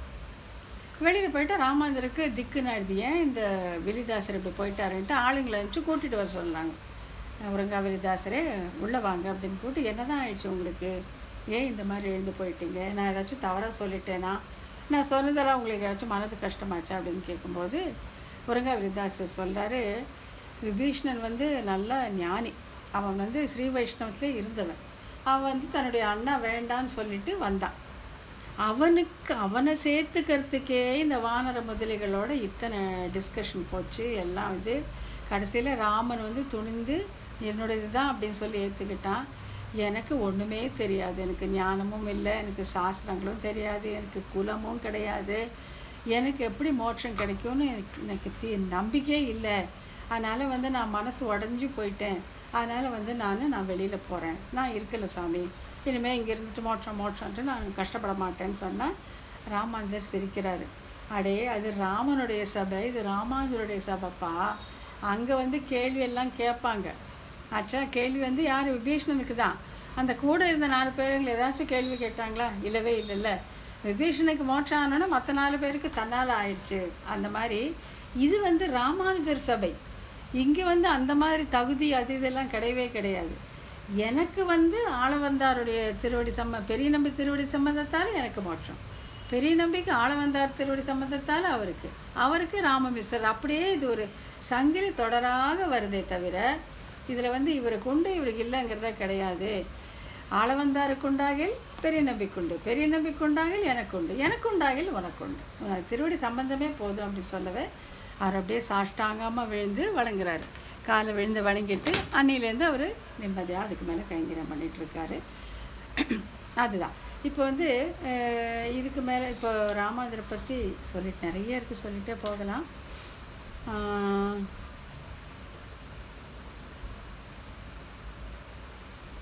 வேறு சுருக்கமாக என்ன சொல்லலாம்னு யோசிச்சுட்டு இருக்கிறேன். திருக்கோட்டியூருக்கு போனது சொல்லியாச்சு. இது நம்ம இது திருமலையில் நடந்த சிலதை சொல்லலாம். திருமலையில் என்ன ஆச்சுன்னு சொன்னாக்கா, அந்த திருமலை அப்பன் வந்து அந்த காலத்தில் ஒரு குறிப்பிட்ட காலத்தில் அவர் கையில் வந்து ஆயுதங்கள் எதுவுமே இருக்கவில்லை, சங்கு சக்கரமோ கதையோ எதுவே இருக்கவில்லை, வெறும் பெருமாள் விக்கிரகம் மட்டும் இருந்ததுனால அதை ஒவ்வொருத்தரும் தங்களுடைய தெய்வம் அப்படின்னு சொல்லி கொண்டாட ஆரம்பித்தாங்க. அதில் வந்து சைவர்களுடைய கை மிகவும் ஓங்கி இருந்ததுனால, வைஷ்ணவ பட்டர்களுடைய பவர் கம்மியாக இருந்ததுனால அவர்கள் வந்து அது சிவபெருமான் தான் அப்படின்னு சொல்லிட்டு அவங்க பண்ணிகிட்ருக்குறாங்க. அப்போ வந்து சுவாமி ராமானுஜர் அங்கே போய் இல்லை அப்படின்னு சொல்லி பல பல பல உதாரணங்களை பல மேற்கோள்களை எடுத்துக்காட்டி இது ஸ்ரீமன் நாராயணன் தான் அப்படிங்கிறத நிரூபித்து வச்சார். இதை வந்து நம்ம எப்படி தெரிஞ்சுக்கலாம் அப்படின்னா, அனந்தாழ்வான் அப்படின்னு சொல்லிட்டு சுவாமி ராமானுஜருடைய சிஷ்யர் ஒருத்தர். அவர் வந்து அந்த காலத்தில் திருமலை வந்து ஒரு காடாக இருந்திருக்கு, அங்கே குளிரும் ஜாஸ்தி, மிருகங்களும் ரொம்ப ஜாஸ்தி. அப்போ வந்து அங்கே வந்து ஒரு நந்தவனம் அமைத்து கைங்கரியம் செய்ய வேண்டும் அப்படிங்கிற ஆசையினால, ஆனால் யாருன்னா அங்கே போய் கைங்கரியம் செய்கிறீங்களா அப்படின்னு சொல்லப்போ இவர் அனந்தாழ்வான் எழுந்து நிற்கிறாரு, நான் போய் செய்கிறேன்ட்டு. அப்போ ராமானுஜர் ரொம்ப சந்தோஷப்பட்டு, நீர்தான் ஐயா ஆண் பிள்ளை அனந்தான் பிள்ளைன்னு கொண்டாடுறாரு அவரை. இன்றைக்கும் இருக்காங்க, அனந்தான் பிள்ளை வம்சத்தார் இன்றைக்கி இருக்கிறாங்க. அங்கே போய் அங்கே ஒரு பெரிய அந்த ஒரு ஏரி அமைச்சு நந்தவனம் அமைச்சு அவர் கைங்கரியம் பண்ணிகிட்டே வர்றாரு. அவர் வந்து கூடவே இருக்கார் இல்லையா, சுவாமி ராமானுஜர் திருமலைக்கு எப்பெல்லாம் போனாரோ அப்போ அனந்தாழ்வான் கூடவே இருந்திருக்காரு. அப்போது இந்த விவாதம் நடந்தப்போ, அதாவது மன்னன் என்ன பண்ணுறான், இப்போ நீங்கள் வந்து இது வந்து முருகன் இல்லை சிவன்னு சொல்கிறீங்க, நீங்கள் வந்து திருமால்னு சொல்கிறீங்க, நீங்கள் உங்களுக்கான வாதங்களை வைங்க, நீங்கள் உங்களுக்கான வாதங்கள் வைங்க, அதுக்கப்புறம் நம்ம பார்த்துக்கலாம். ராஜா சொன்னதுனால அவர்களும் அவர்களுடைய அந்த விவாதங்களையும் அதுக்கான சான்றுகளையும் எடுத்துக்கொண்டு ராமானுஜர் வரார். இப்போது இந்த பூரா நிகழ்ச்சியை வந்து அனந்தாழ்வான் ஈடுபடுத்தியிருக்கிறார். வெங்கடாச்சல இதிகாச மாலா அப்படிங்கிறதுல இவங்க என்ன சொன்னாங்க, அவர் என்ன சொன்னாங்க, இவங்க வந்து அவங்க எப்படி டிஃபீட் பண்ணாங்க, அவங்கள இவங்க எப்படி பண்ணாங்கங்கிறது அப்படியே இது வந்து அப்படியே பதிவு செய்யப்பட்டிருக்கிறது. இப்போ வந்து சும்மா நம்ம சொல்ல முடியாது, அதாவது ராமானுஜர் அங்கே போனார், சங்கு சக்கரங்களை வச்சார், இதுதான் பெருமாள் சொல்லிட்டு வந்தார் அப்படின்னு சொல்லிட்டு நம்ம பொதுவாக எல்லாரும் சொல்கிற மாதிரி நம்ம சொல்ல முடியாது. அந்த அனந்தாழ்வான் எழுதிய அந்த வெங்கடாச்சல இதிகாச மாலா அப்படிங்கிறத படித்தாக்க அப்படியே அந்த கோர்ட் சீனு, அந்த ராஜாவுடைய சபையில் என்ன நடந்ததுங்கிறத அப்படியே பதிவு பண்ணியிருக்கார். அதை வேணால் படித்து கூட பார்க்கலாம். அப்படி பண்ணி வந்து சுவாமி ராமானுஜர் வந்து நிரூபிக்கிறார், இங்கே இருக்கக்கூடிய தெய்வம் வந்து எம்பெருமான் தான், ஸ்ரீமன் நாராயணன் தான். அப்போ ஏன் அவர் வந்து சங்கு சக்கரத்தோடு இல்லை அப்படின்னாக்கா, எத்தனையோ 100 வருஷங்களுக்கு முன்னால் ஒரு ராஜா அவன் வந்து ரொம்ப பிரியமாக இருக்கான். பெருமாள்னா அவனுக்கு எல்லாமே. அதனால் என்ன பண்ணுறான்னா, தன்னுடைய அரண்மனைக்கும் கோயிலுக்கும் நடுவில் ஒரு சுரங்கப்பாதை அமைச்சு அது வழியாக வந்து எப்போ பாரு பெருமாள்கிட்டே உட்காந்து அவன் பக்தியில் வழிபட்டுட்டே இருப்பான். அப்போ திடீர்னு அவன் நாட்டு மேலே படையெடுத்து வந்துடுறாங்க. படையெடுத்து வந்தவுடனே இவனுக்கு என்ன பண்ணுறதுன்னு தெரியாமல் திரும்பி அதே மாதிரி போய் பெருமாள்கிட்ட சரணாகதி பண்ண உடனே அவர் வந்து தன்னுடைய சங்கு சக்கரங்களை அனுப்பிச்சு அந்த படையெல்லாம் நிர்மூலம் பண்ணிடுறாரு, ஜெயிச்சிடுறாரு. அப்போ அந்த ராஜா கேட்குறான், இந்த மாதிரி நீ ஒரு பக்தனுக்காக நீ உதவி பண்ண அப்படிங்கிற தெரியறதுக்காக இந்த சங்கு சக்கரங்களை என்கிட்ட கொடுத்துட்டு நீ சங்கு சக்கரம் இல்லாதவனா நிற்கணும்.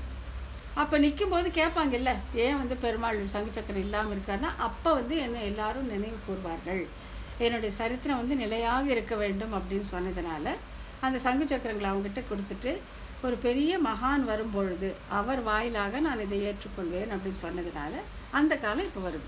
சுவாமி ராமானுஜர் காலத்தில் வந்த உடனே இந்த மாதிரி பண்ணி ராஜா வந்து இந்த சுவாமி ராமானுஜர் சொன்ன எல்லா ஆர்கியூமெண்ட்ஸும் ஏற்றுட்டு இது வந்து கண்டிப்பாக ஸ்ரீமன் நாராயணன் தான் ஏற்பாடு பண்ணி ஏற்றுக்கிறாரு. ஆனாலும் பொது ஜனங்கள் எல்லாம் இதை வந்து ஏற்றுக்க மாட்டாங்க. இங்கே உள்ள அரசபையில் என்ன நடந்ததுன்னு எல்லாருக்கும் தெரியாது. ஆகையால் வந்து நம்ம என்ன பண்ணலாம்னா, ஒரு தட்டில் வந்து சங்கு சக்கரங்களையும் இன்னொரு தட்டில் வந்து சூலம் உடுக்கை முதலற்று வைத்து அது சன்னதிக்குள்ளே வச்சிடலாம். வச்சுட்டு நம்ம ராத்திரியெல்லாம் நம்ம வெளியிலே இருக்கலாம். பெருமாள் காலையில் எதை ஏற்றுக்கிறாரோ அந்த கடவுள் தான் அது அப்படின்னு வச்சுக்கிட்டு பண்ணுறாங்க. அது பிரகாரம் அந்த நிகழ்ச்சி பிரகாரம் பெருமாள் வந்து சங்கு சக்கரங்களை தரித்து கொண்டான் அப்படின்னு சொல்லி வரலாறு. அதனால்தான் அப்பனுக்கு சங்காழி அளித்தவன் வாழியே அப்படின்னு. அப்பனுக்குன்னா திருமலை அப்பனுக்கு சங்கையும் சக்கரத்தையும் கொடுத்தவன் வாழியே அப்படின்னு சொல்லிட்டு சுவாமி ராமானுஜருடைய வாழி திருநாமம். இப்போ அந்த சங்கு சக்கரங்களை பெருமாளுக்கு கொடுத்ததுனால இப்போ பஞ்சசம்ஸ்காரம் பண்ண மாதிரி ஆயிடுச்சான். இப்போ நம்ம பஞ்சசம்ஸ்காரம் பண்ணும்போது நம்ம தோளில் வந்து சங்கு சக்கரங்களை பொருத்தி கொள்வதை போல சாட்சாத் எம்பெருமானுக்கே இவர் வந்து சங்கு சக்கரங்களை கொடுத்ததுனால அவருக்கு எம்பெருமானுக்கு திருமலை அப்பனுக்கே இவர் வந்து ஆச்சாரியர். சுவாமி ராமானுஜர் தான் ஆச்சாரியர் ஆயிட்டாரு, எம்பெருமானுக்கும் ஆச்சாரியர் அவர் அப்படிங்கிறதுனால அந்த மாதிரி பல இடத்துல அந்த எம்பெருமான்லேருந்து பிடிச்சி எத்தனை பேருக்கு வந்து ஒரு ஜெகதாச்சாரியன் அப்படின்னு சொல்றதுனால எத்தனையோ பேருக்கு ஆச்சாரியர் இருக்காரு. அப்புறம் அவர் ஏற்படுத்தி வச்ச 74 சிம்மாசனாதிபதிகள் அவர்களுடைய டிசெண்டன்ட்ஸ் அவங்களுடைய வாரிசுகள் தான் இன்றைக்கும் வந்து பலரும் ஆச்சாரிய பீடத்தை அலங்கரித்து அந்த பஞ்சசம்ஸ்காரம் அப்படிங்கிறத செய்து வருதுனால இது ஒரு சங்கிலி தொடர் மாதிரி வருது.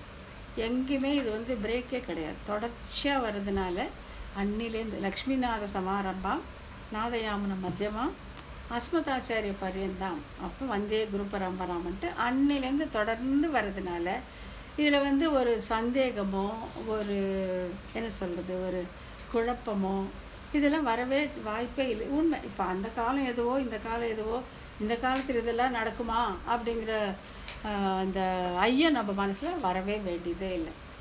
எப்படி லக்ஷ்மிநாதனோ அதே மாதிரி தான் இன்றைக்கி இருக்கக்கூடிய நம்மளுடைய ஆச்சாரியரும். இப்போ அவன் வந்து பெருமாள் இவங்க வந்து மனுஷன்னு சொல்லி நம்ம பார்க்க முடியாது. பீதகவாட பிரானார் பிரமகுருவாய் வந்துட்டு அவரே தான் சாட்சாத் அந்த பெருமாள் தான். அவருடைய 5 நிலைகள் அந்த பரம்பதம் பார்க்கடல் அவதாரங்கள் அர்ச்சை அந்தர்யாமிக்கு மேலே 6வது நிலையாக நான் ஆச்சாரியனாக இருக்கிறேன் அப்படின்ட்டு பாஞ்சராத்திரத்தில் தானே சொல்லியிருக்கிறதுனால இன்னைக்கு நம்ம கண்ணு முன்னால் நடக்கக்கூடிய அந்த ஆச்சாரியர்கள் வந்து சாட்சாத் பகவானுடைய உருவமே தான். அவங்க நம்மளை போல மனிதர்களாக இருக்கலாம், நம்மளை போல குணவசப்பட்டிருக்கலாம், கர்மத்துக்கு வசப்பட்டிருக்கலாம், எல்லாமே இருக்கலாம். ஆனாலும் அவர்கள் வந்து சாட்சாத் அந்த எம்பெருமானுடைய வடிவம், அவனே வந்திருக்கான் அப்படிங்கிற நினைப்போட நம்ம வந்து இந்த பஞ்சசம்ஸ்காரங்களை ஏற்றுக்கும் பொழுது நமக்கு அந்த வைகுண்ட பிராப்தி நிச்சயம் அப்படிங்கிற ஒரு துணிவோடு நம்ம இருக்கலாம். ஏன் இந்த வைகுண்ட பிராப்திக்காக இப்படி அலையணும், பேசாமல் இருந்துட்டு போனால் என்னன்னா, இந்த சம்சாரம் அப்படிங்கிறது ஒரு ஆழங்காண முடியாத ஒரு புதைக்குழி போன்றது. அதில் விழுந்து நம்ம கரையேறது எப்படி? அதாவது நம்ம நினச்சிக்கலாம், அதான் இந்த பிறவியில் உள்ள நல்லா இருக்கோமே, நல்லதாக இருக்கும், என்ன பெரிய கஷ்டம்னா அடுத்த பிறவி என்னவா இருக்கும் நமக்கு தெரியவே தெரியாது. இப்படி மனித உடல் கிடைக்குமா, இல்லை மிருக உடல் கிடைக்குமா, புழுவா பூச்சியா ஒன்றுமே தெரியாது. இல்லை அப்படியே மனித உடல் கிடைத்தாலும் எந்த குணம் மேலே இருக்கும்போது தெரியாது. ரஜஸும் தமசும் ஜாஸ்தியாக இருந்தாக்கா திருப்பி நம்ம தப்பை பண்ணுவோம், திருப்பி கர்மத்தை அக்யூமுலேட் பண்ணுவோம், திருப்பியும் பிறப்போம். இந்த குழியிலேருந்து, இந்த தூர்வார முடியாத இந்த சம்சார குழியிலேருந்து நம்ம மேலே வரணும். நம்மளை மேலே தூக்கி விடுக்கிறதுக்கு தான் சுவாமி ராமானுஜர் இருக்கார். விஷ்ணுலோக மணிமண்டப மார்கதாயின்ட்டு அவருடைய சிஷ்யர்கள் எல்லாம் இருந்து இப்போ நம்மளை கரையேற்றுவதற்காக. இப்போது மற்ற துன்பங்கள்லேருந்து கரையேறதுக்கு நமக்கு எத்தனையோ வழி இருக்கும், என்னென்னவோ இருக்கும்.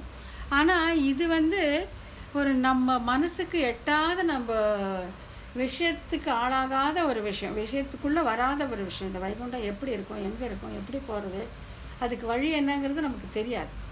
அப்படி இருக்கும்போது இது நல்லா தெரிஞ்சவங்க இருக்கும்போது அவருடைய திருவடிவாரங்களை பிடிச்சிக்கிட்டு போயிடுறதா நமக்கு ஒரே ஒரு வழி. அதான் ரொம்ப அழகாக சொல்லுவாங்க. 2 பெரிய பெரிய மலை இருந்துச்சான். ஒரு சின்ன ஈக்கு இந்த மலையிலேருந்து அந்த மலைக்கு போகணும்னு ஒரு ஆசை.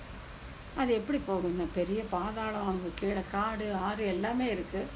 அந்த ஈ அப்படியே பார்த்து பார்த்து பார்த்து கடைசியில் ஒரு சிங்கம் வருது, ஒரு நல்ல ஒரு திருடகாத்தமான சிங்கம். அது என்ன பண்ணுது, அது இங்கேருந்து குதிச்சு அந்த பக்கம் போகுது. அப்போ அந்த ஈ என்ன பண்ணுது, பேசாமல் போய் அது வாழை ஒட்டிக்குது, அதோடைய வாழை போய் உட்காந்துக்குச்சு.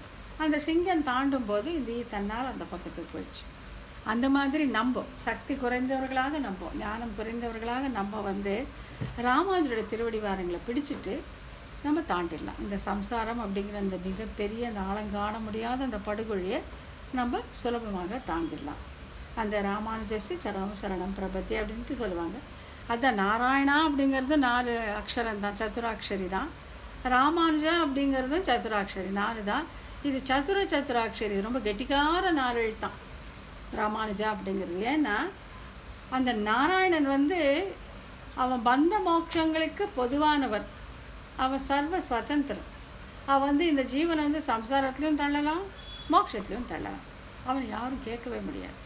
ஆனால் இந்த 4 எழுத்தான ராமானுஜா சதுராட்சரி மோட்சத்திற்கு மட்டுமே வழிகாட்டும், உன்னை ஒரு நாளும் பந்தத்தில் தள்ளவே தள்ளாது. அப்படிங்கிறதுனால மோட்சத்தில் நாட்டம் இருக்கிறவங்க, அதாவது போதும் இந்த சம்சார வாழ்க்கை, இந்த சுழல் இது நமக்கு வேண்டாம், நம்ம இருக்க வேண்டிய இடம் வேற, நம்ம அப்பா அம்மா அங்கே இருக்காங்க, அங்கே போய் நம்ம இருக்கணும், கைங்கரியமே நமக்கு பிராப்தி, அதுதான் நம்ம செல்வம். அவன் அனுபவம் பண்ணிட்டு கைங்கரியம் பண்ணிட்டு அங்கே இருக்க வேண்டியது தான் இந்த ஜீவனுடைய ஸ்வரூபம். அங்கே போகிற வழியை நம்ம தேர்ந்தெடுக்கணும்னு இருக்கிறவங்க இந்த ராமானுஜா அப்படிங்கிற இந்த சதுராட்சரி பிடிச்சிட்டு நம்ம கரையேறிடலாம். இல்லை இந்த 4 எழுத்து நாராயணன் பிடிச்சா அவன் இஷ்டத்துக்கு பந்தத்திலும் தள்ளுவான், மோட்சத்துக்கும் தள்ளுவான். அவனை நம்ம எப்படி வணங்கணும்னா, ஆழ்வார்கள் பார்த்தார்களே, ஆச்சாரியர்கள் பார்த்தார்களே, அவங்களுக்கு பிடிச்சவன் ஆச்சு அப்படின்ட்டு அவனுக்கும் ஒரு வணக்கம் வைக்கலாமே தவிர, நம்ம பற்ற வேண்டியது நம்மளுடைய ஆச்சாரியருடைய திருவடிகளை தான். அதுதான் இன்னைக்கு இதோட நிறுத்திக்கலாம்னு நினைக்கிறேன். டைம்